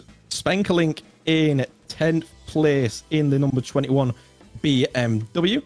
Zajak in the number 69 Audi in 11th place. Mendes for the Sean Clark Racing in 12th place in the 302 BMW. And the Porsche in 17th place. And the McLaren in 22nd. We've had some absolutely fantastic running throughout this race, haven't we? And it'd be interesting to understand what the plans from the other drivers were. Whether Sherman-Tinsky was looking to really close down onto the number 1 car. We are just waiting for the official information regarding what's happening in terms of the results of the race, because we are experiencing some technical issues. Hopefully, we will have that information with you soon. But as it stands, after 90 laps, Fly, Stockinger, so the 911, the 28, the 991, the 1, and the 787 are leading, well, leading the qualifying fight for the top 5 positions. Paul, what a great 2 hours and around about 20 minutes. We had 90 laps we had of the race. And, Monza brought some difficulties. But Donington bringing others for a lot of cars bottoming out on the S's, taking a bit too much of a run into the grass. And we're still waiting for some official communications. We do have some knowledge of what would happen if it was attacked early, but because over 70% of the race has been completed, we're still waiting to understand what's going to happen. Yeah, so just to bring you up to speed, as some of you will know, that there are some challenges being around at the moment with certain Assetto Corsa Competizione events, and that has just happened to our server. So we're just waiting on the updates from the technical team. They do have a plan, so they're just instigating that at the moment. So just bear with us. Obviously, the drivers are asking questions, and they'll get their answers shortly. But whilst we wait for some updates, we will talk about what has gone on before. And as we've rightly seen, Terry, some close races and close battles, ebbing and flowing, which is a term I keep using all the time. And but what we are going to do is we're going to cut away to some highlights rather than seeing our ugly faces on screen. Hey, speak for yourself. So here we go, car 17 into the final hairpin, clipping car 24, and then a bit of a bad re-entry there, I think, coming up as well. So the 34 Audi gets a little bit of damage, which has been chased down at the time by the 787, who started from P16 after having an issue at the start after following qualifying pole. Then we got the McLaren on the Audi into turn 1, and just a touch on the rear quarter there to set them spinning around, and away the McLaren goes. And then the next highlight is going to be Sean Clark Racing. The Porsche ahead, the 103 I think it was, no longer in the race, had a moment, went wide, and unfortunately, when you hit the grass, there's not much you can really do at that point. But also the 302, unfortunately, lost a couple of places here. As you'll see, the BMW and the McLaren both slip past. So most unfortunate. Here's the 17 Porsche, who's had a few moments towards the later part of the race and goes off wide, thinks it's a lawnmower, and back on to the track it goes. Nearly ahead of the BMW there, that's able to take avoiding action.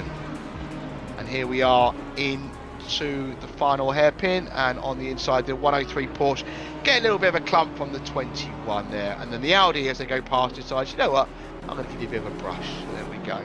And Sean Clark Racing, BMW again, has been in all the action.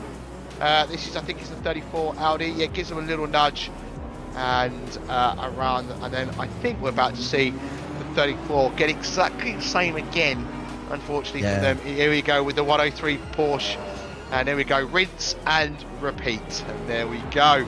This time though, nearly gets contact with another Audi there. That was ever so close.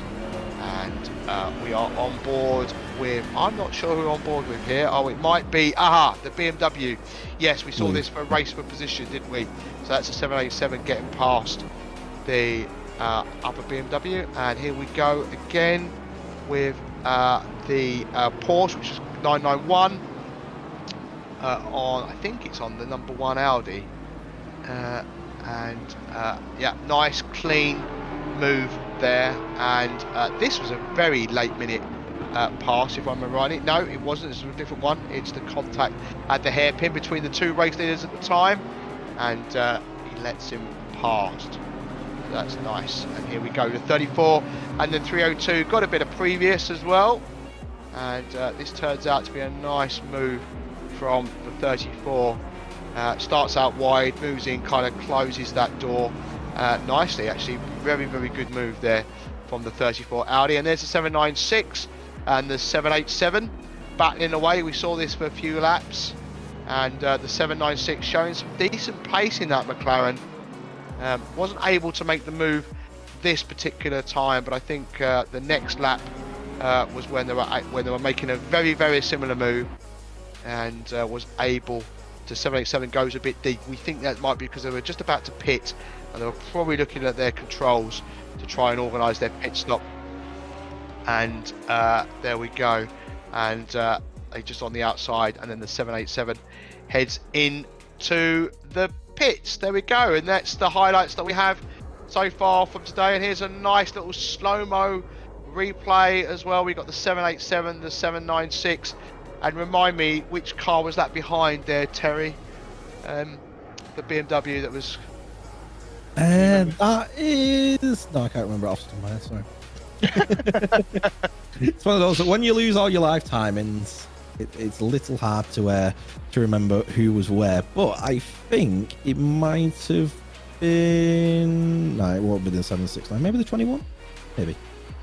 Possibly. So yeah, I mean the I can't remember which BMW that was. That was kind of sort of hanging around.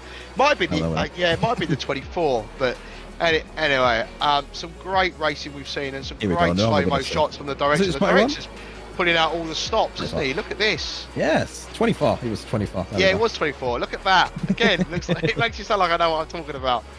But yeah, I mean, these guys were on the track, you know, sharing the same piece of tarmac for a considerable amount of time, and you know, having to eat my own words, I really didn't think that McLaren was going to keep on to the back of the 787. No, that's right. I mean, yeah, we didn't see much of it in the first stint in terms of, you know, making moves, making positions, being right behind anyone. But that McLaren did manage to close down the gap. Well, close down the gap once overtaken by Manisha, and you know, keep it right onto them throughout the whole of the second stint. So fantastic driving from the 796. Currently sat in 6th place position. We have heard that there will be a new server coming up in around about 9-ish minutes time, around about 42 in terms of on the hour.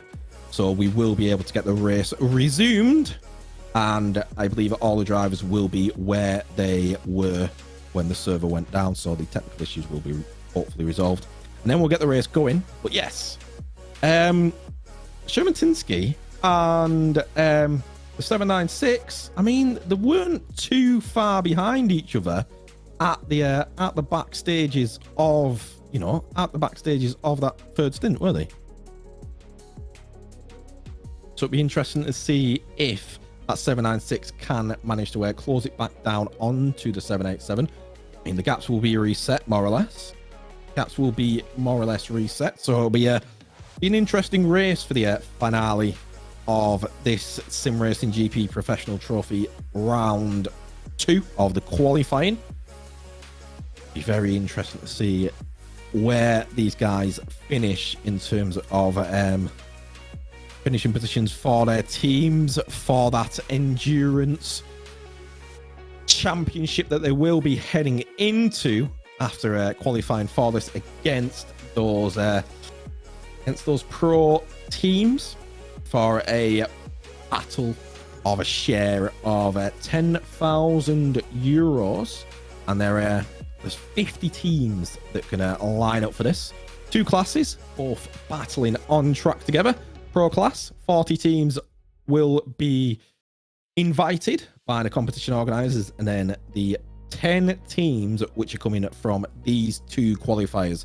So last week we had the Simware Pro by VDS team, the West Competition Racing team, the SMP Racing Esports team, the Racework.com team, and the Mixed Wheels team go into the qualifying.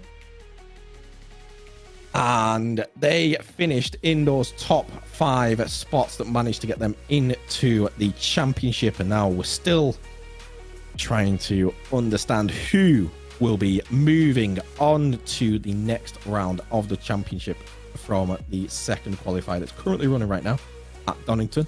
We're just waiting for the new server to come back up to get these guys back in it. Get them back out on track, get them back racing for the, I believe it's around about 40 minutes. Yeah, 46 minutes remaining in the race. So it'll be some fighting that will be happening.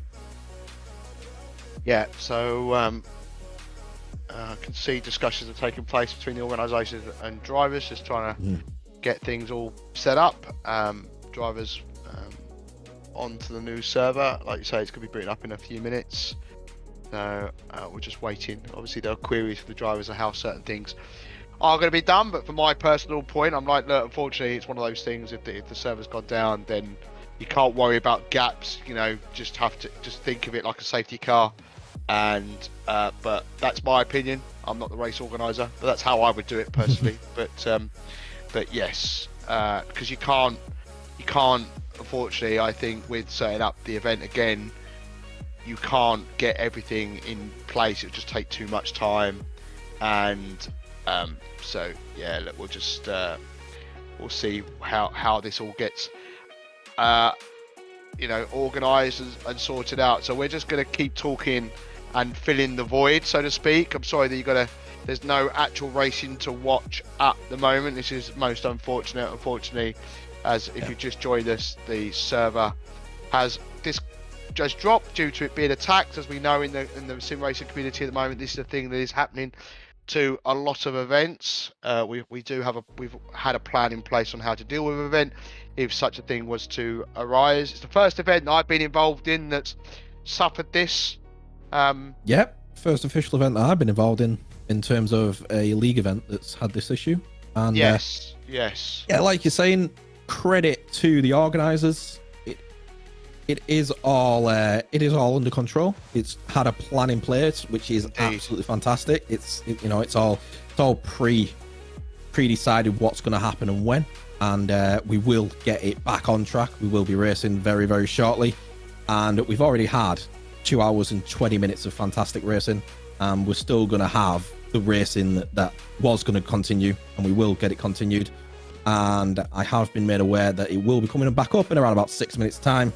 So we will get some racing for you again, and don't worry, just hang tight. We will find out who those 5 qualifiers will be to take a chance at that share of 10,000 euros. We will be getting them over and finding out who's going to be qualifying for that. And I mean, it was just getting hot. It was just getting heated up. It was really just getting heated up. I mean, it's been fantastic. I mean, the 991 showing some incredible pace, but then so is the 787. Mm-hmm. And like I keep saying, I've had to eat my own words, the 796 as well. And I felt like the number 1 Audi was gonna be under pressure, and I'll be honest, I kind of written off the 28 Audi, but they were still kind of within a shout by putting Fly under pressure in the 911 Porsche.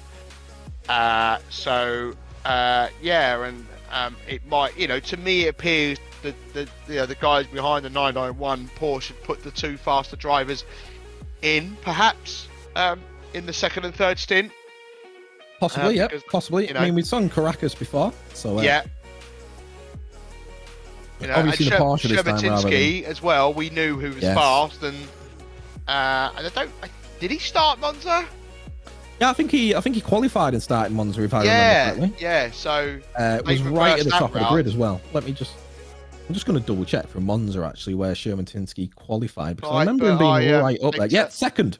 Yeah. Well, that team qualified second, but due from a lot of well, not a lot, but due to a few incidents at Monza, that team dropped. I think it was down all the way to. I'm just double checking.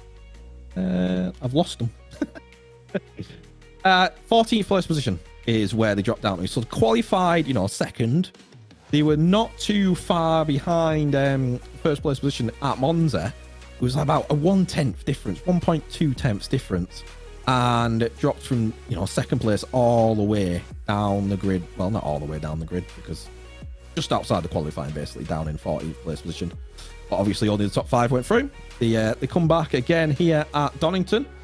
Had a fantastic outing, haven't they, Paul? They've managed to pull back from 16th place. He started on pole, what should have been pole, pulled back from a issue at the start of the race, having to start from the pits, and then managed to get themselves into, as we're seeing, this fight that was happening on the screen for us for a very, very long time, was Sherman Tinsky's team.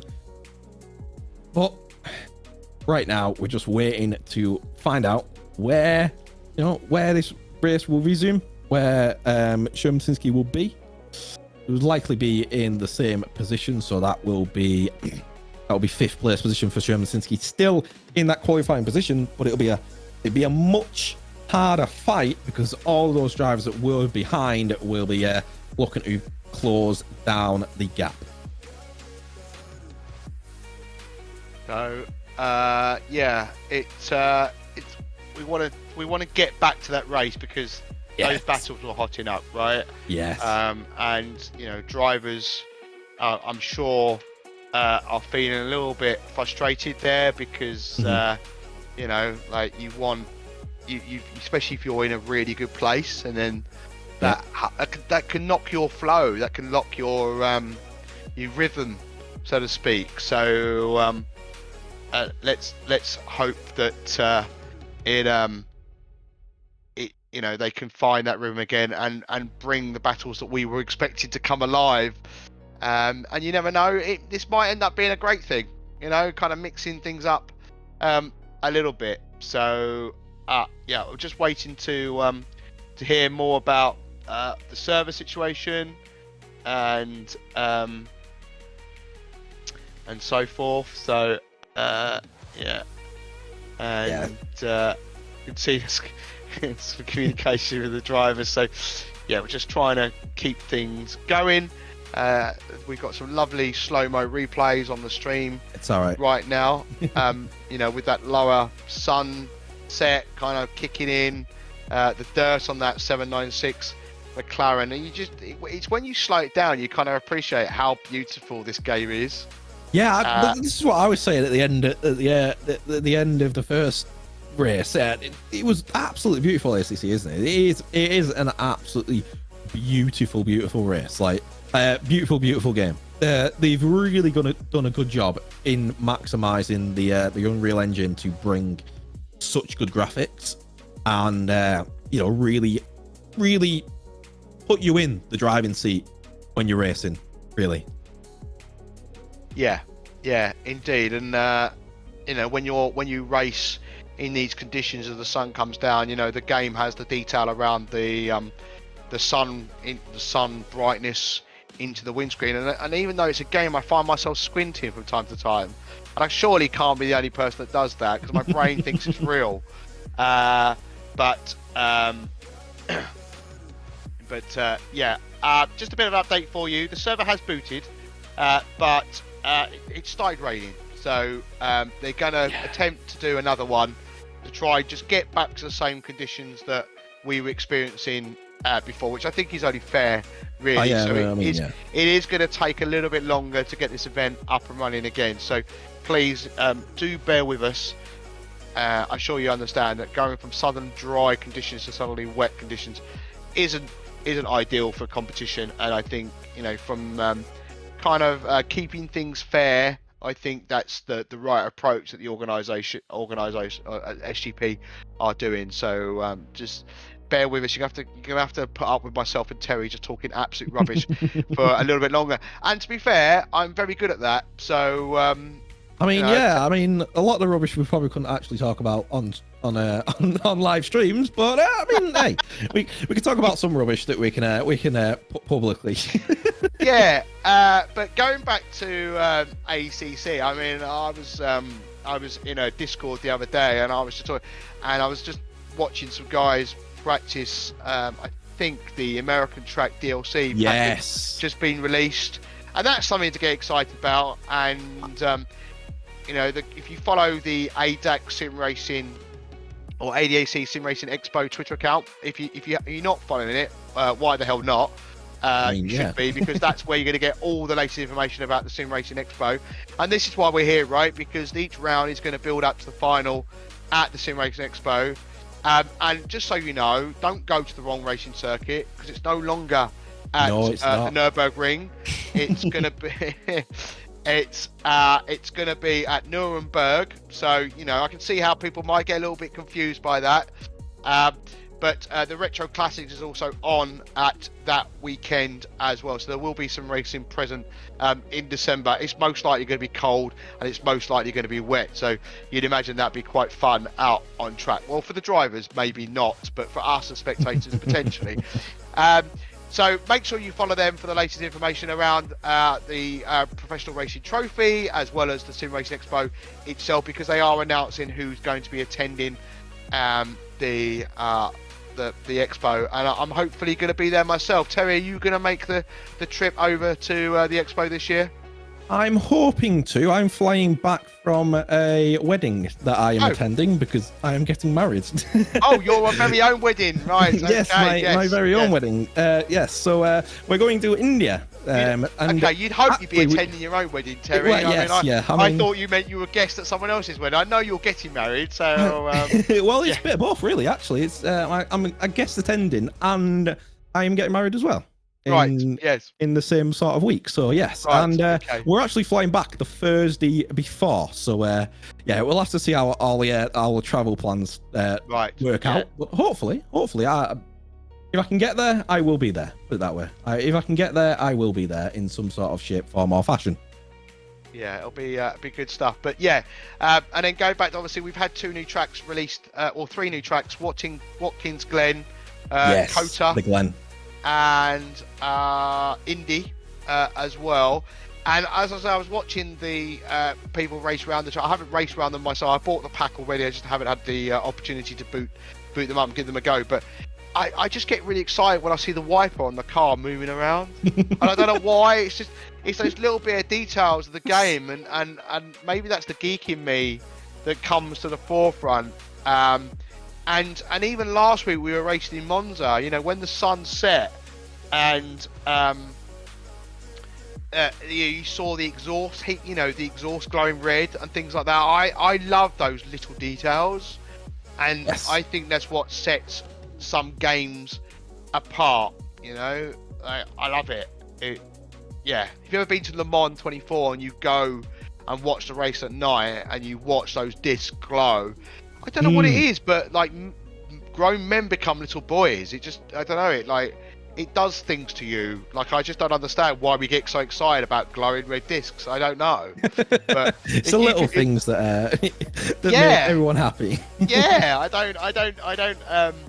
don't understand it. Like, it's just, and so when you see that replicated in a sim racing event like this, or a sim racing, I don't want to call it. I'm about trying not to call it a game, but I don't want to use that word because I think it kind of like, I don't want it to devalue what our sim racing, you know, oh God, here we go, games are. But then, you know, they're not, you know, they are, simulator. That's it, sim racing simulator. That's what I'm looking for.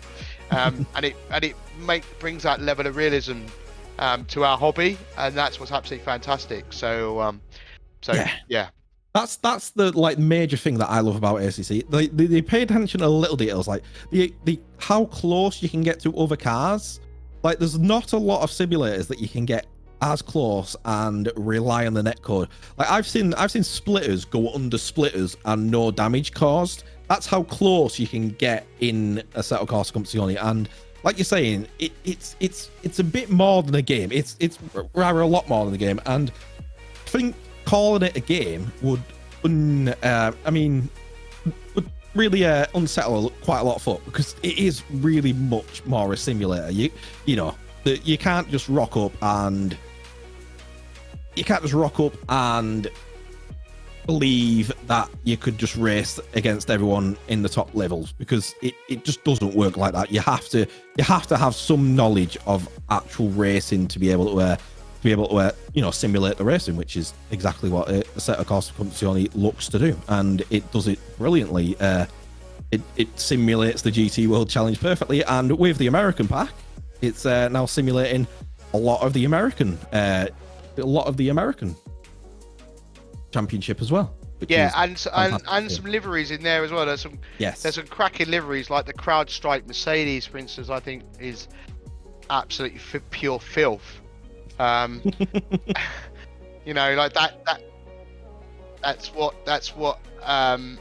that's what I absolutely love. And there was another livery that I was the BMW one. I forget which BMW it is, but it again looked amazing. And that's the thing. Like it's okay. I mean, it's great having tracks, but then it's also nice just having some more liveries, because not everybody can design their own livery. I'm not that skilled. In some people wouldn't say I'm skilled at anything, but Still commentating. Recently, I'm okay. I'm fair to middling, I think. When you work with someone like Martin Haven,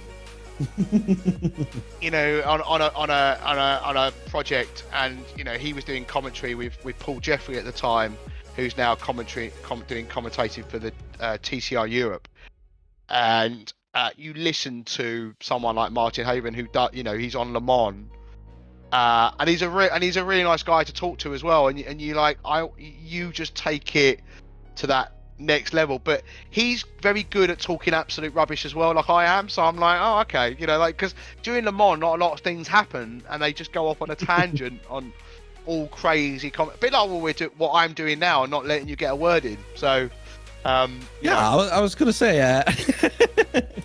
I mean, I wouldn't downplay yourself, but I can see the server's back. It is dry. You haven't got rain, so that's great. We are hoping to get the race restarted. I'm just reading the official communications from the race control team, and there will be 46 minutes of the race remaining. The final drivers that were in the car will complete their last stint, and the gaps from the previous server will be added to the finishing order post race. I think that should be popping up on your screen very, very shortly. So there you go. 46 minutes of the race remain. Just waiting for the next one to show up on your screens now. Like I said earlier, the final drivers from the stint that they were doing in the last stint will be back in the cars, and the gaps from the previous server will be added to the finishing order post race. There you go. There it is on your screens for you. So we are going to get the race going. We are going to do the race, or at least we're going to try, and hopefully we will have some fantastic racing for you. Remember, we will have some fantastic racing. Let's turn that. Yes, it's not even hopefully, it's we will, won't it? Let's turn that maybe into a we will. Yes, this is it, right? You get me in this booth. Mr. Positivity is here, and we will have some great racing. We've had some great racing so far.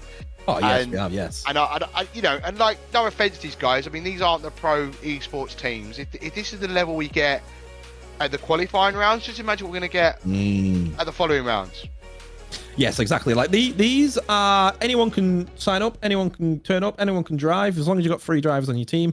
They could have joined this qualifier. Me, Paul, and some guy that's watching. You guy watching. We could have driven this. Yes. That's the level that could have been in this race. But I mean, we've seen some fantastic races, haven't we? Considering it's open to Joe Public. So we are going to get the race going, and we will hopefully see the grid. There we go. So Anke is in first place position. Bakken in second. Caracas third. Lipka fourth. Jermatinsky in 5th, Sundstrom in 6th, Fischer 7th. They might have swapped drivers, so these might be incorrect names that we're seeing. Will be the drivers from the last stint that will be in the car. Sundstrom in 6th, like I said. Fischer 7th, Heilmann in 8th, Voyak team, the number 34 in 9th, the number 21 in 10th. Zajak's team, the number 69 in 11th, Narola's team at the 302 in 12th, and Alim's team in the number 22 McLaren in 13th place. You can see that session start counter counting down, and in 2 minutes and 30 seconds we will get this race underway. We will have some fantastic racing, but we won't be able to understand exactly where the times are for the final timings, because the gaps will be added to the race once it's finished. So once that's done, the final qualifiers will be understood based on those gaps that are added after the race. So yes, But we are going to see some very, very close racing for the next 46 minutes, because all these guys are going to be fighting for that top 5 spots that Anke's team, Makinen's team, Caracas' team, Litka's team, and Shermatinsky's team are all sat in right now, aren't they, Paul? Yeah, mate. I mean, it's close. It was close before. It's closer now because we're having to restart. I believe we're expecting the same drivers in the cars that were. I could see there was discussions going on, and you know, it's exciting. It's not what, you know. I'm sure all the teams, ourselves, the organisers, this is not what we wanted for the event, but you know, we're over that now. We're going to get underway, and we've got 46 minutes on the clock, and you know, some great racing, I'm sure, is going to take place. And those who, as we've been mentioning, get the top 5 will go through to the next, you know, to the main event and race against the esports teams. So, yes, exciting stuff. Going into that 5-round championship, where the final race will be live at the ADAC Expo, like we mentioned not too long ago. Fighting for those trophies for the top 3 pros, the top 3 qualifiers, and then a share of €10,000. I mean, what more could you want? What more could you want? I would have loved to be in the race. Yeah. What would you do with €10,000? What would I do with a share of €10,000? Would you pay towards your wedding? I think that would pay. No, I think that would pay for the honeymoon, to be honest. Okay. I got told, I want to go to America. Like that was one of the options, and I was like, oof, okay. Yeah. So, anyways, let's get the race underway. Let's go racing here, ladies and gentlemen, for the final qualifier. It is the final qualifier of the Simracing.gP Professional Trophy, where all these teams will be fighting for one of those 5 remaining spots going into the Endurance Championship, with the first round starting on the 23rd of July. I can't wait for this, Paul. Think of this as a red flag. So this has been, you know, the event has been red flagged. You know, they're able to put new rubber on the cars. So, you know, as we've seen, some of these drivers, you know, we've seen a couple of the Audi struggle towards the end of their stints. This is the shortest stint, so to speak, now, because they've got brand new rubber on those cars. So this could make it very interesting. And Shermatinsky, you know, in the 787, he's a lot closer than he was, and has got some real pace, but he's also right in the middle of a starting pack. So yes, let's see how this now unfolds. And you know, yeah, I mean, he could throw some curveballs right now. Yeah, so 5th place, you were very happy with last race. But after this red flag, we are now back in the race, and 5th place, you know, you're right in the middle of that pack that are all looking. You've literally got a target on your back. I mean, there's not any other better way to put it than you have a target on your back, because you're right. You are 5th place, and you are, you know, you're the 5th qualifier currently. Now, all of those drivers behind you are all going to be looking for that spot, and we've just seen all the names change over. So all the drivers from the red flag that we just had, as you said, are now in the car, and they're going to be racing for the next 46 minutes to find out who is going to be the final 5 qualifiers, like I said earlier, to go into the Simracing.gP Professional Trophy, which is that endurance event where it's 6-hour-long races. These are the 3-hour qualifiers. These are the short ones. These are the baby. These are the short ones, races. Yes. And it's my understanding as well, if your team gets through, you can bring in drivers. You don't have to use the same drivers. I think it's done by team rather than your driver roster as well. I'm sure I read that somewhere. I don't think I'm making that up. Somebody will tell me if I'm wrong, and I'll quite easily correct myself. You know, they tell me, I'll correct it. But I'm pretty sure I read that somewhere. And also, you can change cars in between rounds as well. So, which is why we're not seeing as many BMWs this time round. But so here we go. Let's go racing, ladies and gentlemen. We are going to go green flag racing for the second time after the red flag. And Lewis Fly leading the pack with Stockinger in second place position. And the Audi looking to make a quick run up the inside, well, the outside rather, of Lewis Fly as he just tips himself back into the back of Lewis Fly. Keeps himself right on the bumper of that Porsche. In first place position, the number 28 in second, the number 991 in third. Fourth place is Sherman Tinsky. Sherman Tinsky's managed to make up a position. The 796, the McLaren in fifth place, or was in fifth place, currently fighting out with fifth and sixth place. And you can see them in the right hand side of your screen there. The number 1 and the number 796 both fighting it out for the final qualifying position. The 796 looking for the move up the inside, does manage to get it done, and the 796 now in the final qualifying position, but has quite the pack looming on him right now. We can see the leaders in first to fourth get away there. Wow, that was some racing between all of those cars.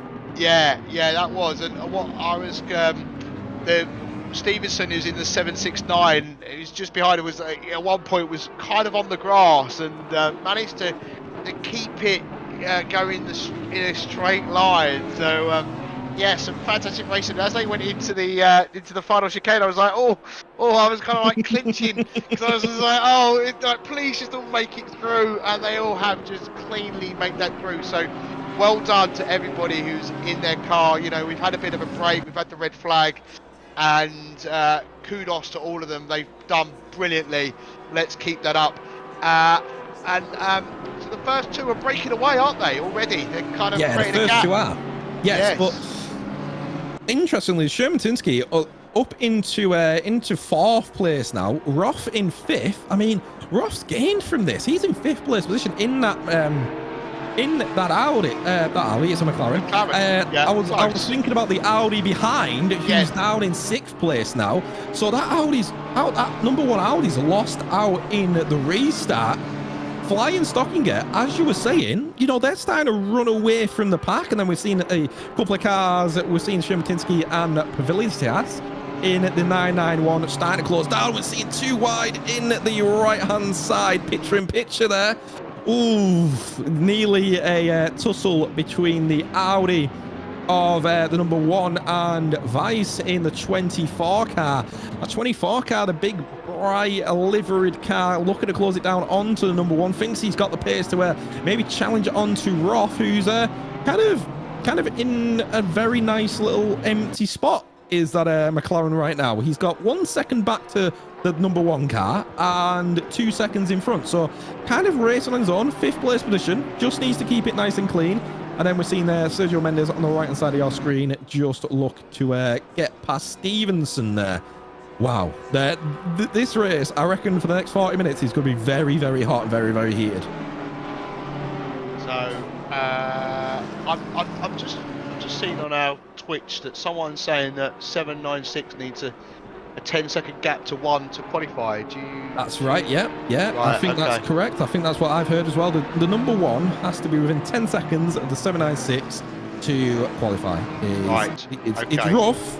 It's very shaky maths, but let me have. Is that because of the gaps before when the red flag occurred? That's right. Maybe I missed some communication. So that's right. So the gaps that were in the first race will be applied after the race. So there will be no confirmed qualifying teams tonight, because race control need to calculate all the gaps, and then the confirmation will come via social media and Discord within 24 hours of the checkered flag. So we won't, you know how we had the qualifying graphic at the end of the last race? I've just seen that communication from the organisers, so it helps for me to pay attention to the Discord. So Sherman Tinsky, three tenths behind Pavilias in the 991. Honestly, this fight's going to go right to the wire for the next 40 minutes. I mean, you know, I know there's gaps to be applied, but let's just focus on the race at hand, because if we get all the gaps in, my maths won't be able to keep up with it, to be honest. I'll let the race organisers do all that Maths, stuff. maths, what's maths? No, don't need that. That's what calculators are for. Right. So the battle for P4, as you just rightly said, is hotting up. I mean, that Porsche before the break though had some real pace around it. Yes, it did. Yeah. And we were expecting it to kind of to make some weight. I can see there's a yellow flag for Stevenson in 769. Yeah, so he's dropped down the track considerably unfortunately at the moment. So yeah, they're just getting back on now. Just looking at this fight for fourth. I mean, as you were saying, the Porsche, yes, it did have the pace. I mean, it'll need it if Sherman Tinski's as fast as he was on Donington, like we were saying, as he was on Monza, because he was second. So, well, his team was second. He qualified second when he was in the car. But yes, we're just seeing Weiss getting himself up into 7th place position past Benkelink, closing down the gap onto that number 1 Audi. Ooh, this is going everywhere. I mean, that Porsche is quick, but I mean, not obviously quick enough at the moment because they're 2 seconds back from P2. So yeah, and Sherman Tinski's 2 tenths back from that Porsche. That's interesting. I honestly didn't expect that. But then you never know. It might be that some drivers are quick out of the blocks, and others just take a few laps to find their rhythm. I'm one of those that has to find a few laps to find my rhythm. So we might find that gap starts to close back down again. Ebbs and flows. Yeah, indeed, ebbs and flows. We could put that down to the whole race, really. How it's ebbed and flowed, really. Sherman Tinski, though, is going to be looking to floor right now, because they're 2 tenths behind the 991. You know, top 4 right now, top 5 qualify, obviously. You know, he's going to be looking for redemption from Monza, having a little bit of a look up the inside, going at the S's. Probably thought better of that. Worrying about, obviously, the contact and then dropping it down. Just needs to focus and look for a clean move onto 991. Doesn't really need to push it to get that move done. Has 38 minutes left in the race. Sherman Tinski right on the back. Has the pace to keep it right on the back. Just needs to get redemption from Monza, I believe. I feel, for the BMW Motorsport number 787, doesn't he? Yeah, he could take that approach, or he could take the approach of I'm safe, I'm in the top 5. No. No. We had this discussion last week. Which isn't going to happen. I know. I mean, you know, rinse and repeat from last time. You know, like that's what Top 3 qualifier, Paul. Top 3 qualifier. So yeah, the contact, the spin that we saw 769, well, we didn't see, but I mentioned it, was off the track, has been logged as a racing incident by the stewards. Right. So no further action there. It was between cars 34 and 769. So yeah, I'm just thinking, right? Sherman Tinski, I know how you said it doesn't really need to get past, but if he's getting held up by the 991, and you know the gap needs to be removed, that will be applied. I know we're not doing all the maths, but you know Sherman Tinski, if he's got that pace, needs to get past the 991 to get some clean air and to get a good run. That's what Sherman Tinski is going to be looking for right now as we get a pedal cam. I feel like we're almost at another racing venue in the UK right now. But yes, the 787 right on the back of the 991. Yeah, they've got some flashing lights in there as well. Yeah, okay. Unusual shot. I kind of like taken aback by that. I was kind of distracted by it. Yes. Yeah, it's good to see some pedal action. Yeah, lovely. Look at that. Like the way they apply the. See, I'm a lot more aggressive than that. Like, yeah. They just got a very smooth technique. So it's just not Formula 1 that can do pedal cam. We can do it too. There we go. Right. So Stockinger is closing that gap ever so slightly to Fly, so that's coming back to them a little bit. Fastest lap of the race as well so far, 126.1 from Stockinger. Yeah, so Sherman Tinski last time round did a bang on a 127, but I mean, the difference between him and the 991 is minor, but that's because he's stuck behind it. So I would imagine. Is he stuck behind it, or does he have the pace? Because his best lap so far, 126.9. I mean, I know the 991's done as 126.8, so you could go, well, you know, you can't get the exits he'd want because obviously there's a car in the way. Yeah. But a whole 7/10 between third and second in terms of fastest lap. That's quite the margin. I mean, I'm also keeping an eye on the gap between Roth and Kaczynski, because Kaczynski's still within 2 seconds, and that gap's got to open a whole 10 seconds, and we still have 35 minutes remaining. But within around about 10 minutes, that gap's only open to that 1.5 seconds. You know, that's going to be a tall order for the McLaren driver to do that. Spenkling right on the back of ice there as we just came through red gate. Literally, you got that. This is the part I was mentioning. You know how you get the speed coming out, and you have to lift off because you don't want to run at the guy ahead, obviously. So you know, Vice just has to lift off just that. I mean, Spenkling just had to lift off just that little bit from Vice, and that's what costs you. You know, 1 temp, 2 temp, 3 temps. As we see Vice there. Wow, I can't. Are they 32 or 27 inch monitors? They look like 32s to me. Sorry. I think they're 32 inch monitors, aren't they? They might be. Yeah. Yeah. Random conversation for you, but 35 minutes left in the race. We're discussing size monitors. But yeah, Shurman-Tinsky in 4th. You've seen Vice close down onto number 1 Audi. You know, there's still qualifying positions left in this race for Vice. He just has to get past the number 1 and then start to close down on the Roth. Yeah, and that might do Roth a favour as well. Yes. Because Kaczynski's going to get a little bit distracted because he's not just got 1 car behind, he's got 2, right? So, you obviously as a racing driver, you want to focus what's ahead, but sometimes you get a little bit distracted by what is behind. And Stocker just had a bad lap of a 128, so that gap's now opened back up to 2.5.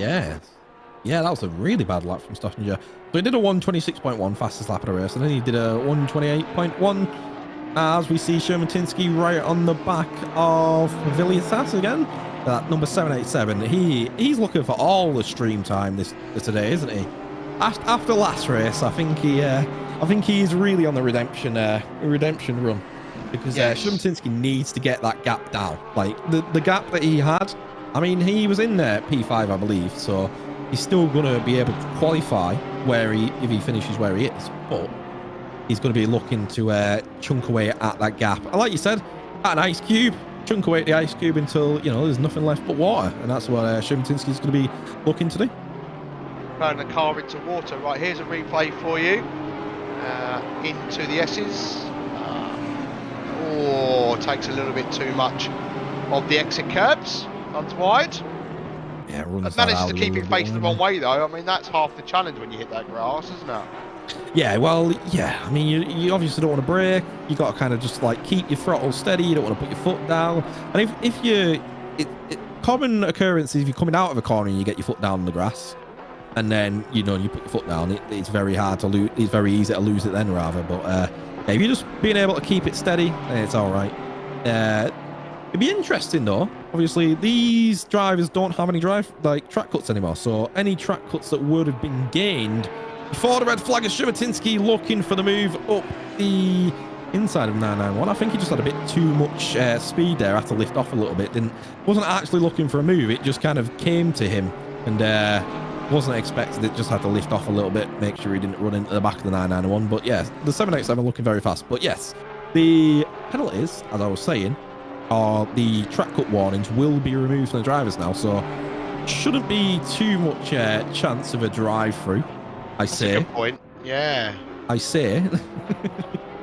Well, I mean, yeah, it depends how hard you start to push, isn't it? Now, because you might get a little bit overconfident because you've got none of those track cuts remaining. So. Yeah, and they can soon rack up. And I'm just seeing there, Vice and Kaczynski fighting for that 6th place position. It looks like Kaczynski's actually got the better run. Weiss looking up the inside. Kaczynski actually trying to close him off there. Bit of door rubbing, a bit of door banging. Weiss coming out the victor up into 6th place position. And Kaczynski is going to be looking to get that position back fairly rapidly. Doesn't want to, because I believe if Kaczynski does lose quite a few positions, lose the time, you know, he'll be outside of that margin. He's under pressure now. He's already under pressure from Spenkelink there. Spenkelink, in the 21. So, and you just saw out the exit of turn 1, the Audi just couldn't keep on to the back of the BMW. No, it had a bit of aggressive wobble going on there. So yeah, I mean, obviously it's just the first few corners, but that's half a second gap already, and it's just trying to focus. I mean, that's doing Roth a bit of a favour, really. Yeah, I mean, I completely agree. Like the fact that Roth is having, you know, he's not really got anyone in front of him. He's not really got anyone behind him. This battle that's happening for 6th place position, kind of just letting Roth in that McLaren, going, all right, okay, I'll just lap on my own. I don't mind that. You know, he's just going to pull away, and we just see Spenkelink actually move up the inside of the number 1. The number 1 getting his elbows back out though, and Spenkelink around the outside again. Oh, can't make that work there. Really? The Audi's kept the inside that time. Yes. Which is the better route to take. Yeah. So, and we've just seen Spenkelink lose that position back again. I think he'll be back on the attack though. Jermatinski, speaking about attacks, we can see on that right hand side of your screen, closing it down onto that 991 Porsche, and that Porsche starting to pull away, well, trying to pull away, but Shermatinsky again fast coming out of the old hairpin, and now alongside. This is going to be an interesting move around the outside, and the BMW getting a bit of a drift on and into the grass. I thought it was actually going to run itself a little bit wide and lose the traction on the outside, but Shermatinsky actually losing the back end before he got to that point there.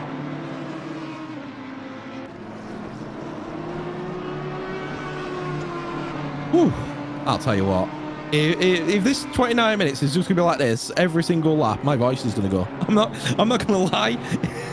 If the next 29 minutes is just gonna be these guys going too wide on every single corner they can try and fit cars too wide on at Donington Park, which isn't one of the easiest tracks to keep too wide, as we see Spenkelink look for a move. Kaczynski did defend it off, but this has cost Spenkelink, and actually the number 34 car there is going to be looking to close down onto these two fighting for 7th place. And Kaczynski in that number 1 car, you can see him there in the bottom right hand corner of your screen, concentrating hard, trying to make sure that he does not lose that gap that will be added at the end of the race. Yeah, it's a bit of a challenge, isn't it? Because he wants to look forward, but he keeps having to look back in his rear view and defend. And you know, that moment that Shermatinsky, that's the first mistake we've seen him make during his stint. Obviously, I appreciate we've had a bit of a break with the red flag, but because he's fallen back a little bit from the 991, it'll be interesting to see what lap times he can do, and if how quickly he can get onto the back of him, just to see what his actual real pace is, because I don't think we've seen that yet, because he's been in the dirty air, and already I can see the gap is already slowly being chipped at within a short amount of time. So yeah, I mean, the battle for P1 and P2 seems to have fizzled out a little bit, and the same for P3 for the moment, until Shermatinsky. Speaking of P3, P3's just had a bit of a moment, losing about 5/10 of a lap there. Looks like he's managed to get it back on track though. But yeah. As you're saying, the battle for P1 and P2 kind of fizzled out. Really, we've still got 27 minutes of the race. So it might come back together. It might come back together. It likely will. We've seen it before. We know Stockinger's able to do laps that are the fastest of the race. Question is, can he do them over and over again? It doesn't seem like it so far, but that Team WRT car, you know, you can't discount it. That number 28 car, able to do the fastest lap of the race, fly 3/10 off that fastest lap, but fly keeping it consistent. That's the main thing. To be able to hold on to that first place position, he needs to keep it consistent. Yeah, you are bang on right, and that's really important, is consistency, isn't it? And we're seeing that from a lot of the drivers from today's event. So unfortunately, with the red flag, it means this event's run a little bit longer, but we've only got 26 minutes remaining now, and that. I mean, I know we started with 46 minutes on the clock, but that has gone very quickly. I mean, I think I say that about every event I commentate on. Yes. I think there's a thing, like, you get told, you know, you got a 3-hour long race coming up, and you go, right, okay, there's a long time, 3 hours. It's a long time, and you know, when you start to get to the end of it, you go, wow. The amount of action that's happened on track, the amount of stuff that we've been through on Sin, it's absolute credit, because it all just goes by so quickly. And yes, Spenklink up into 7th place position now. So managed to get it past the number 1 car, looking to close it down onto the 24. We will be battling with Roth very soon. So it'll be interesting to see if Roth, who has been kind of lapping on his own since the start of the race after getting himself into that 5th place qualifying position. Interesting to see if Vice can close down the gap. And I think this will be the battle onto the Audis. This will likely be Spenklink actually making a move up the S's. Spenklink getting it through the S's. The Audi giving him that position, probably knew he was a little bit faster, giving that away. But yeah, that number 1 car needs to keep that gap as close as possible to the rest of the cars ahead, because otherwise it'll start to go away when he gets to the top. See, one of the drivers on the previous round, Wolf Matuskuska, sorry, I probably just butchered his surname, I know I have. He's in Twitch chat at the moment, cheering on the 796. So I think he was driving that car last time round, wasn't he? So yeah, I think he's cheering on his old teammates, which is really good to see. But Weiss, as you rightly pointed out, is closing that gap. So Roth has got to be mindful of that. It's under half a second now. We saw a shot of him a few laps ago at his rig, battling hard, and yeah. There he is again. There we go. There he is again on cue. It's like someone's listening to me. 796 runs wide there. That's not going to give him the opportunity to make a move. It might do. It's going to be tight though up here. Yeah, Lucas's eyebrows raised when he saw that. He saw that position coming, and he just saw it just as he came around that right hand of that. Oh, no, that's it, gone. And yeah, Lucas, his eyes are going to be... The adrenaline is going to be pumping throughout his veins right now, because he knows that he could get it past Roth on track and maybe secure that 5th place qualifying position once the final standings are through. Well, let's find out if Lucas can. He's looking for a move at the inside. No, probably not. A bit too late on the brakes there. Straighten it up. The McLaren does manage to get it turned in. Roth does manage to hold on. And Roth, he's gonna be also having that adrenaline pumping through his veins. You can see him take a little bit of a whine on that. Yes, very much indeed. If there's any time to grip onto a steering wheel as hard as you can, this would probably be it. But I wouldn't recommend it, because you will not go any faster. Your hands and your wrists start to hurt after a while. And but can I just also highlight Sherbatitsky has got onto the back of the 991 Porsche. And that is, under half a second, that gap as well. So we've got a couple of great battles taking place, as we've got an onboard shot for you. I think that's Vice. That's Vice. So yeah, we've just seen the real life shot. We've now seen the in-game, simulator shot. In simulator shot. Yes. Yes, Vice. He's looking for that move up that McLaren. Like every single corner, he just shows himself in the mirror, tries to distract Roth in that 796, and now Vice, will he look for a move up the chicane? Very unlikely. We've only seen one move ever go well through there.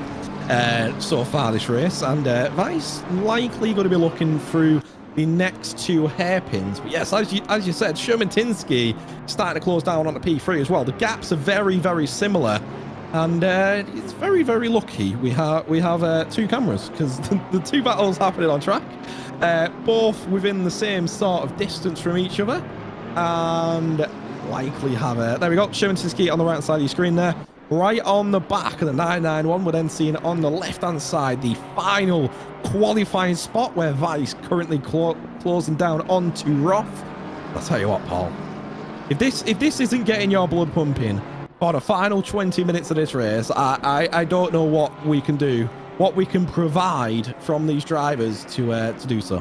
I mean, look. I mean, you got. I think now, because of the way we had to red flag the event and get things started, and people have got new rubber, and there's what's happened there between 991 and Sherman Tinsky. I didn't see if there was contact or whether he lost it himself, but I'm sure the director is working on getting us a replay, and we'll take a look at that. I can see it's been flagged in the steward's sheet, so it's put it down as a spin. I think he's letting back past. There we go. I think that says what you need to know. So Sherman Tinsky has let him back past. So the gap's still going to be there. Yeah, it's about the same gap now. There will be a bit of damage, I imagine, on Sherman Tinsky because he was obviously in the back of that incident. But yeah, Vice, he's still closing down on a Roth in that McLaren doing very, very well in that 796. Vice actually going a little bit deep on that braking zone. He's going to lose a good chunk. And actually, you can see Sherman Tinsky ahead there of Roth. Sherman Tinsky on the back of the 991. Yeah, so that they would have lost contact time. They had lost a lot of time. And this might actually now be a 4-car fight for that third place position and the final qualifying spot as well. So here we go. So there you go. That's what we're going to do. There's something incoming that's going to change this as well. The dynamics. I can see the stewards are taking action. We'll wait for the race control announcement to come up on the screen. But here we go. Ooh. I mean, yes, yeah, I understand. Okay, he's flashing his lights as soon as he gets contact. I mean, he obviously knows what the flasher is, but Sherman Tinsky was still behind him at that point, so he couldn't see how annoyed he was. But wow, that's massive. So a 15-second penalty. I imagine, obviously, with the rest of the gaps differential, but in terms of how this race stands right now, that's massive for Sherman Tinsky. Because that 15-second contact penalty with the 991 for the 787, that'll drop Sherman Tinsky. Behind the attack for Wace on the 7 on Roth in the McLaren as well is going off in the background there. Sorry to cut across you. No, don't worry. It's but there's just a lot. There's a lot going on. There is. Yeah, I'm actually standing up commentating at the moment because there's so much going on, and I've got adrenaline running through my veins. So. Yeah, I mean, I'm doing a Murray Walker right now, but yeah, I mean, that 15-second penalty is going to really change the scope of things, isn't it? Yeah, that drops Sherman Tinsky down into 10th, like in terms of how it stands right now. But yes, that's very interesting. But as you're saying, the battle for 5th, 4th, 3rd still on. Sherman Tinsky's managed to get it past the 991. 991 probably thinks, well, there's no point holding him up anymore. It's only got 15-second penalty, and Vice goes wide there. Just about manages to get it back on track. Right behind Roth. They are really pushing these cars to the limit here. Roth closing it down onto the 991. Needs to get that position past because Vice is looking in his... He's just looking for that position to try and get it past Roth. He's been held up behind him for about 5 or so laps and only 17 minutes left on the race, Paul. So he needs a lap a second on the guys behind, doesn't he? Sherman Tinsky is what he needs, right? He needs a second a lap on the guys behind, and he's got clear track ahead of him. Because he's not going to have any back markers because we've red flagged the event. Yep. So he's not going to have that. So it's all about putting in consistent, fast laps. This is and there he goes, more pops or in less with a 1:26.8. It's more or less a qualifying / hot lap session for Sherman Tinsky to make sure he gets that gap away. Yes, if he wants to qualify. You know, and had a rightly, we kind of felt bad for them after the first qualifier, because I feel like they kind of got bullied at the start. But you know, unfortunately, you know, that move there was one that deserved to be penalised by the stewards. It was a bit clumsy. Let's be honest. You know, like, it goes back to my point earlier on about some people being hot lappers and potentially lacking the racecraft. There could also, it might not be that, it might just be a little bit of frustration as set in. He wants to get past and try and close the gap to the cars ahead. So yeah, so but now he's got to really put the pedal to the metal, as they used to say, or back in the day, and open that gap up. But you know, Roth is still under a lot of pressure right now, as we've got the, you know, his rear spoiler on the right hand side, and we've got the TV cameras on the left. I mean, you know, the poor lad's not getting any break from this. Yeah, Roth is he's under probably the most pressure he can be right now. I mean, he had a nice easy run at the start of the race, but these guys aren't letting him run away in 5th place position, and he's managed to close it down at the 9-1. But obviously that's had the according effect of putting the 24 right on his back as well. As you were saying, you know, Simracing, it's almost like it was being treated as a sprint race, where it's not. It's a 3-hour-long race. It's just been red flagged and we've been restarted again. Obviously, that 15-second time penalty, it shaked up the standings in terms of where the gaps will be applied at the end of the race. But there is Jaroslav Roth in the 796, and if we could see the sweat coming from his brow, I reckon we would. Looks like he's got a little mascot in the background there as well, keeping him company, which is great. So yeah, yes, I remember seeing it last race. Actually, it was a little octopus. I think. There you go. He's got his little mascot there, which is great. You love to see it. I don't think Shevchenko's going to do this. He's I know he put in a one. That times are so close. I don't think the delta he's looking for is vast enough. But I guess the problem is behind him, where you've got the 991, the 796, and the 24. You know, as that clock counts down, is somebody going to take a risk? Is somebody going to make a bit of a lunge? Is somebody going to then, you know, are we going to end up with 3 cars off the track, and then Shevchenko is going to get those 15 seconds that he needs? You know, someone in chat just trying to get other teams to do things, which, you know, we can't condone that kind of request or behaviour. So I think we should refrain from requesting such things, even if it is in jest. But you know, there's a lot on the line here, and that will come back to bite you if it was to happen. So yeah, think a little bit more wisely in chat, I would. But yeah, a great battle. 13 minutes to go, Terry. Yep. We're gonna need a lie down after this, I feel. Yeah, I'm just looking at the what could be the provisional results. Yes. The 911. So obviously in first place position, the 28 using second, and the 991 in fourth rather. So the 911, the 991. The 796, so Roth, and I believe possibly one, dependent. One's very provisional based on the gaps, basically, Right. at the end of the race.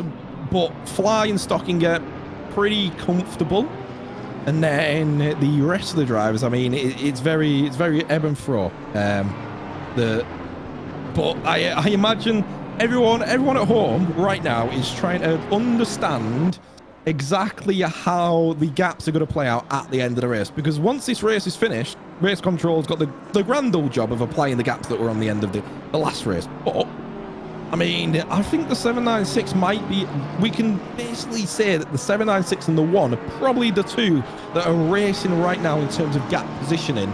But Right. on track, the action is, you know, Roth trying to get past the 991.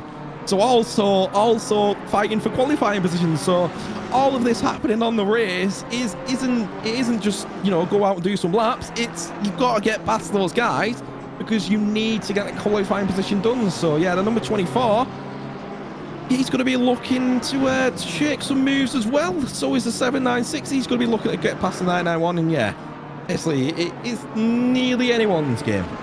Shermatinsky last time round gained half a second on Yeah, he did. So, I mean, look, he's got it in him. He has. Yeah, he has. I'm not going to deny it. And if I was in the other cars, that I would be a little bit afraid right now. But but it's only 11 minutes left. Like, I can't see him doing that in that amount of time. And you know, like in all seriousness, I think these guys need to work together. These teams need to, you know what? Let's just push each other forward. Let's not battle too hard. Let's not give him the time that he's looking for. And maybe that's how they do it. Yeah, I think I would completely agree there. I mean, Shermatinsky's team, you know, that team's had the fair share of bad luck, I would say, is the best way to put it. You know, the qualifying 1 didn't go their way. Qualifying 2, the start of the race, you know, they started from the pits. Now they got this 15-second time penalty from what I reckon they would probably look back and go, yeah, maybe we shouldn't have done that. You know, maybe we shouldn't have had to fight for third place, or, you know, trying to get it that hard. And it might cost them the qualifying. It possibly could, but we won't know until race controls done all of the results. And we're just seeing here Weiss on the right hand side of Roth. He's literally got a car's width around the outside, won't get it through the S's lightly unless he gets it on the inside. Does chuck it right behind the McLaren. I don't think there was contact there, and the McLaren there wasn't. Managing he got to a wobble pull on ahead though, there. He unsettled the car with a different line he had to take. But I'm really surprised how close he remained though, because he had to take such a different line. I thought the gap would then really open up, but he actually carried quite a lot of speed, and there he's trying to go on the inside there of the final turn as well. So yeah, so much working together. Anyway, so much work. Nearly ran into the back of each other. But I'll tell you what, that was some clean racing. Yes. It might have had its shaky bits, but I think that was mainly due to the BMW getting unsettled so much. And it's not often you see a BMW get unsettled by curbs. No, but Wolf, as I mentioned, he's in Twitch chat. He's watching his teammates. I think he's having kittens or something right now, because he's putting all sorts of but brilliant. I mean, brilliant racing, and you know, like I've watched pro events before, but honestly, some of the pros make catastrophic mistakes, and there are huge collisions and people not taking care. But we haven't really had that here. And, I don't want to give the series the kiss of death. I think I might have just done that, but I mean, look at it. I mean, I know he's right on the bumper again. Is he going to try and go for a lunge down the inside? Oh, he's looking up the inside. And you can just see there, that is literally squeezing your way in the inside line. I think that was the slightest bit of contact there. Yes. Roth really getting his elbows out, trying to get that position. I thought he left it a bit late to close that gap off, to be honest with you. I didn't think he acted soon enough. You saw there on the right hand side camera that, you know, Roth, you just saw Weiss starting to pull ahead, and at that point, you know, you can't turn in there. Yeah, that's it. He's done. You just got to leave that gap and hope you can get the exit. And sadly, Roth didn't manage to do so, down at the 6th place. Whether he qualifies at the end of all of this, I don't know. I couldn't actually tell you. Like, trying to work it all out. I'm glad it's not my job, at least. We are just here to commentate what's happening on the track, and I'll tell you what's happening on track is fantastic. And you know how we were saying at Monza that the McLaren is fantastic at following? Well, we're now seeing that, because Roth has been within 2/10 of the BMW for the whole lap so far. Yeah. I mean, we're going to see lap after lap whether that can keep. But yeah, Lap Roth. According to provisional information we've been given, so Weiss now in the 24 car needs to gain 3 seconds on Roth. Right, okay. Yeah. Right, okay. Yeah. Well, he's okay. So he's around about 5/10 away right now. But if he did gain 3 seconds from where he is right now, he'd be battling the 991. Yes, he would. So that's going to be very difficult for Weiss. Yes, it will. That's going to be very, very That's difficult. I hadn't even clocked that, so that's very good that you're paying attention. And Sherman-Tinsky currently is only 5.5 seconds ahead of the Porsche. He's got He is, yep. 6 minutes remaining. You need a catastrophic moment, I think, for him to make that 15 seconds. But I mean, he last lap again was another 1:26, is where the guys behind are all doing 1:27. So it's possible. I just can't see it. I can't see it with 6 minutes on the clock remaining. I just can't see it.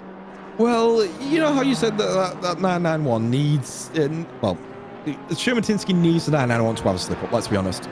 But if that 24 is going to close down that gap, he's going to be on the fight to the 991, then, he needs 3-second gap, and he can't pull it away from Roth at the moment. He needs that Porsche. I can't see that happening.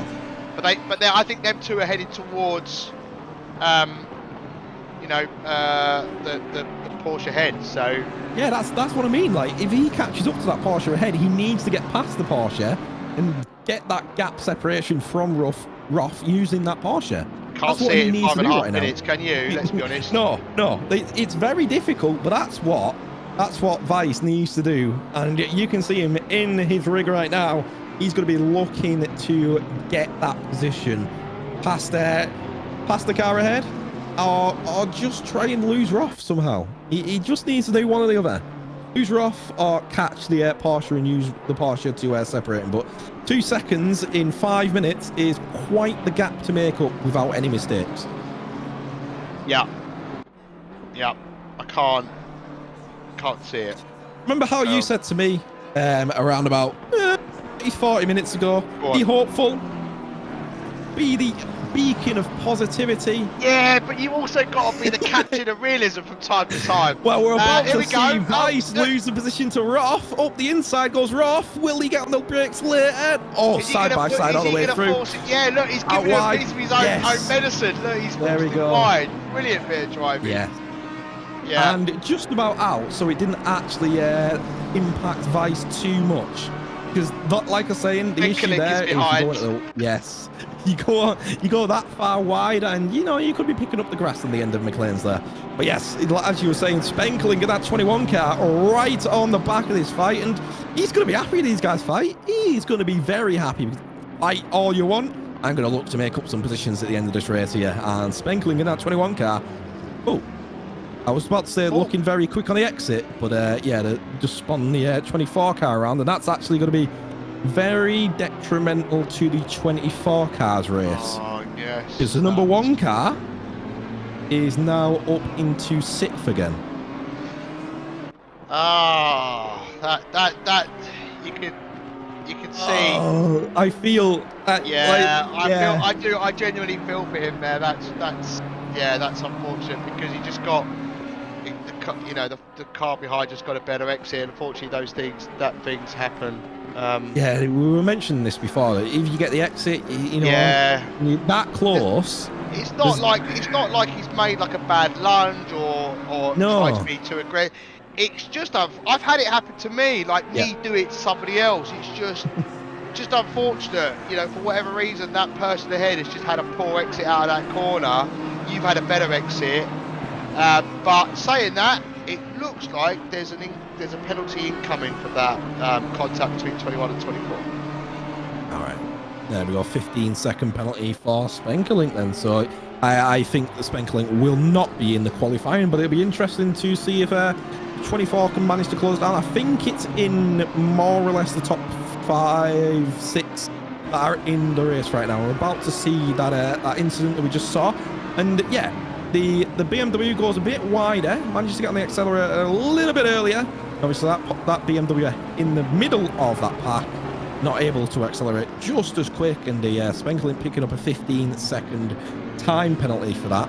But I think looking at the current grid order is more or less the qualifying, apart from the 796, because the 796 needs to pull away from first place position. But 2 minutes left in the race. The leader, Lewis Fly in the FTW Racing team, is actually starting to come up to some bar markers, I believe. Yes, that's quite something, isn't it? In a short amount of time that we've been back under green flag conditions. There he comes upon the 22 McLaren. Gets it past And nice and clean though. yeah. Ooh. Oh, The McLaren's like, McLaren oh, getting well, a I'll better go back, exit. thanks. Better exit. I'll put my foot down. Cheers. But I think the Porsche back. Yeah, there we go. Does lift off the throttle, gets himself back at the inside line. So this will be the second to last lap, I believe, It right? will be. This will be the penultimate lap, I believe. It is Yes. right about 126 lap times, and we've just seen the leader go across the line. And yep, that's the confirmation. Leader is on the final lap. Whose fly is on the final lap. I think he's pretty safe in terms of qualifiers. We don't need to do much maths to figure that one out. No, Stockinger, probably pretty safe as well. It's the ones from third place downwards that we don't really know who's going to qualify. Starting from Sherman-Tinsky with that 15-second time penalty. Will he be able to qualify in the top 5 after this? I think he's just about got it. It might be the 991 and the 1 that we need full confirmation on. But yeah, so the last update we had a few minutes ago was they think it's 911, 28, 991 and 911. It's confusing that. Yeah, and 787 and 1. Yeah, my brain that's really what I'm struggles with thinking that. as well. Yeah. That's what I'm thinking as well. Yeah. So that would tally with how I feel the top 5 is going to play out. Obviously, we won't know it. It will be put onto social medias as we announced when we got the race green flagged again. But it looks like Jaroslav Roth might not make it into the qualifiers. But Lewis Fly definitely has, as he comes around Gooders for the final time in that 911 in that Porsche.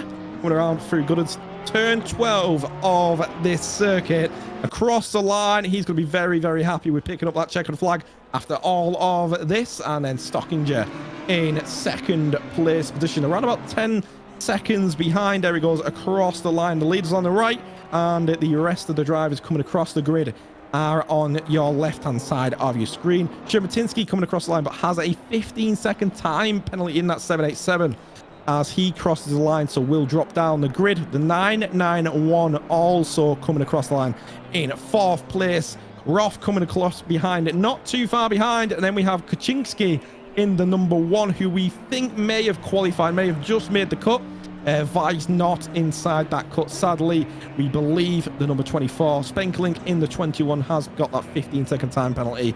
Varagnolo in the number 34 across the line. There is Sergio Mendes.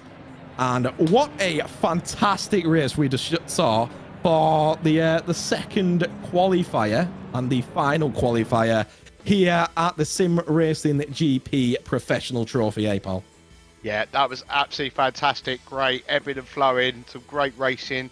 Some instances which probably could have been avoided, but that's racing, right? That's what happens, and we had to red flag the event as well. So a lot of challenges faced by the teams for the second qualifier, and we'll now look to confirm at some point on social media, etc. But we think it's provisionally the 911, the 28, the 991, the 787, and the 1. So easy for me to say. But thank you. I want to say thank you very much to all the drivers with their patience with what happened with the red flag. So we got racing once again, and we were able to get the racing finished, and that's the main thing. Yeah, that's exactly that's the thing at the end of all of this. It's all been well organized. We had a plan in place, and after the red flag, the race is finished. The race is finished. We've got provisional results. It will be confirmed on social media, as you were just saying, and everyone will know who qualifies and goes on to fight for that €10,000 prize pool, and also be in with a chance of heading on. Well, we'll be heading on over to the finale at the Sim Racing Expo in December. And I think the circuit there is going to be Nürburgring for the final. So Nürburgring, it's not at Nürburgring though. Don't make that mistake. But it is going to be Nürburgring for the final circuit on the circuit course. There's the potential for it to be changed because of the new DLC. I think they're open to the possibility of the final round being one of the new tracks. But we shall see if they do go and make that change. But yeah, next round's in a few weeks with the pro drivers involved, and obviously once we confirmed who's going to be qualified, Terry. So and that's a 6-hour event. So Yeah, some long that's proper endurance racing going to take place. So yeah, that's in 4 weeks' time on the 23rd of July. And it will be provisionally Spa. That's one of the ones that could get replaced depending on organisation. can you replace Spa though? It's a great track, isn't it? Spa, one of my favourites. But It is indeed. It's been an absolute pleasure to commentate alongside you, Paul, for these 2 qualifying events, and we'll see what happens going forwards for the 6-hour endurances. It'll be a very interesting 6 hours if these 2 qualifying events are anything to go by. Yeah, it's been absolutely great. Can't wait for those. Thank you very much for having me once again. It's been an absolute pleasure talking you through the last 3 and a bit hours. So thank you very much for watching.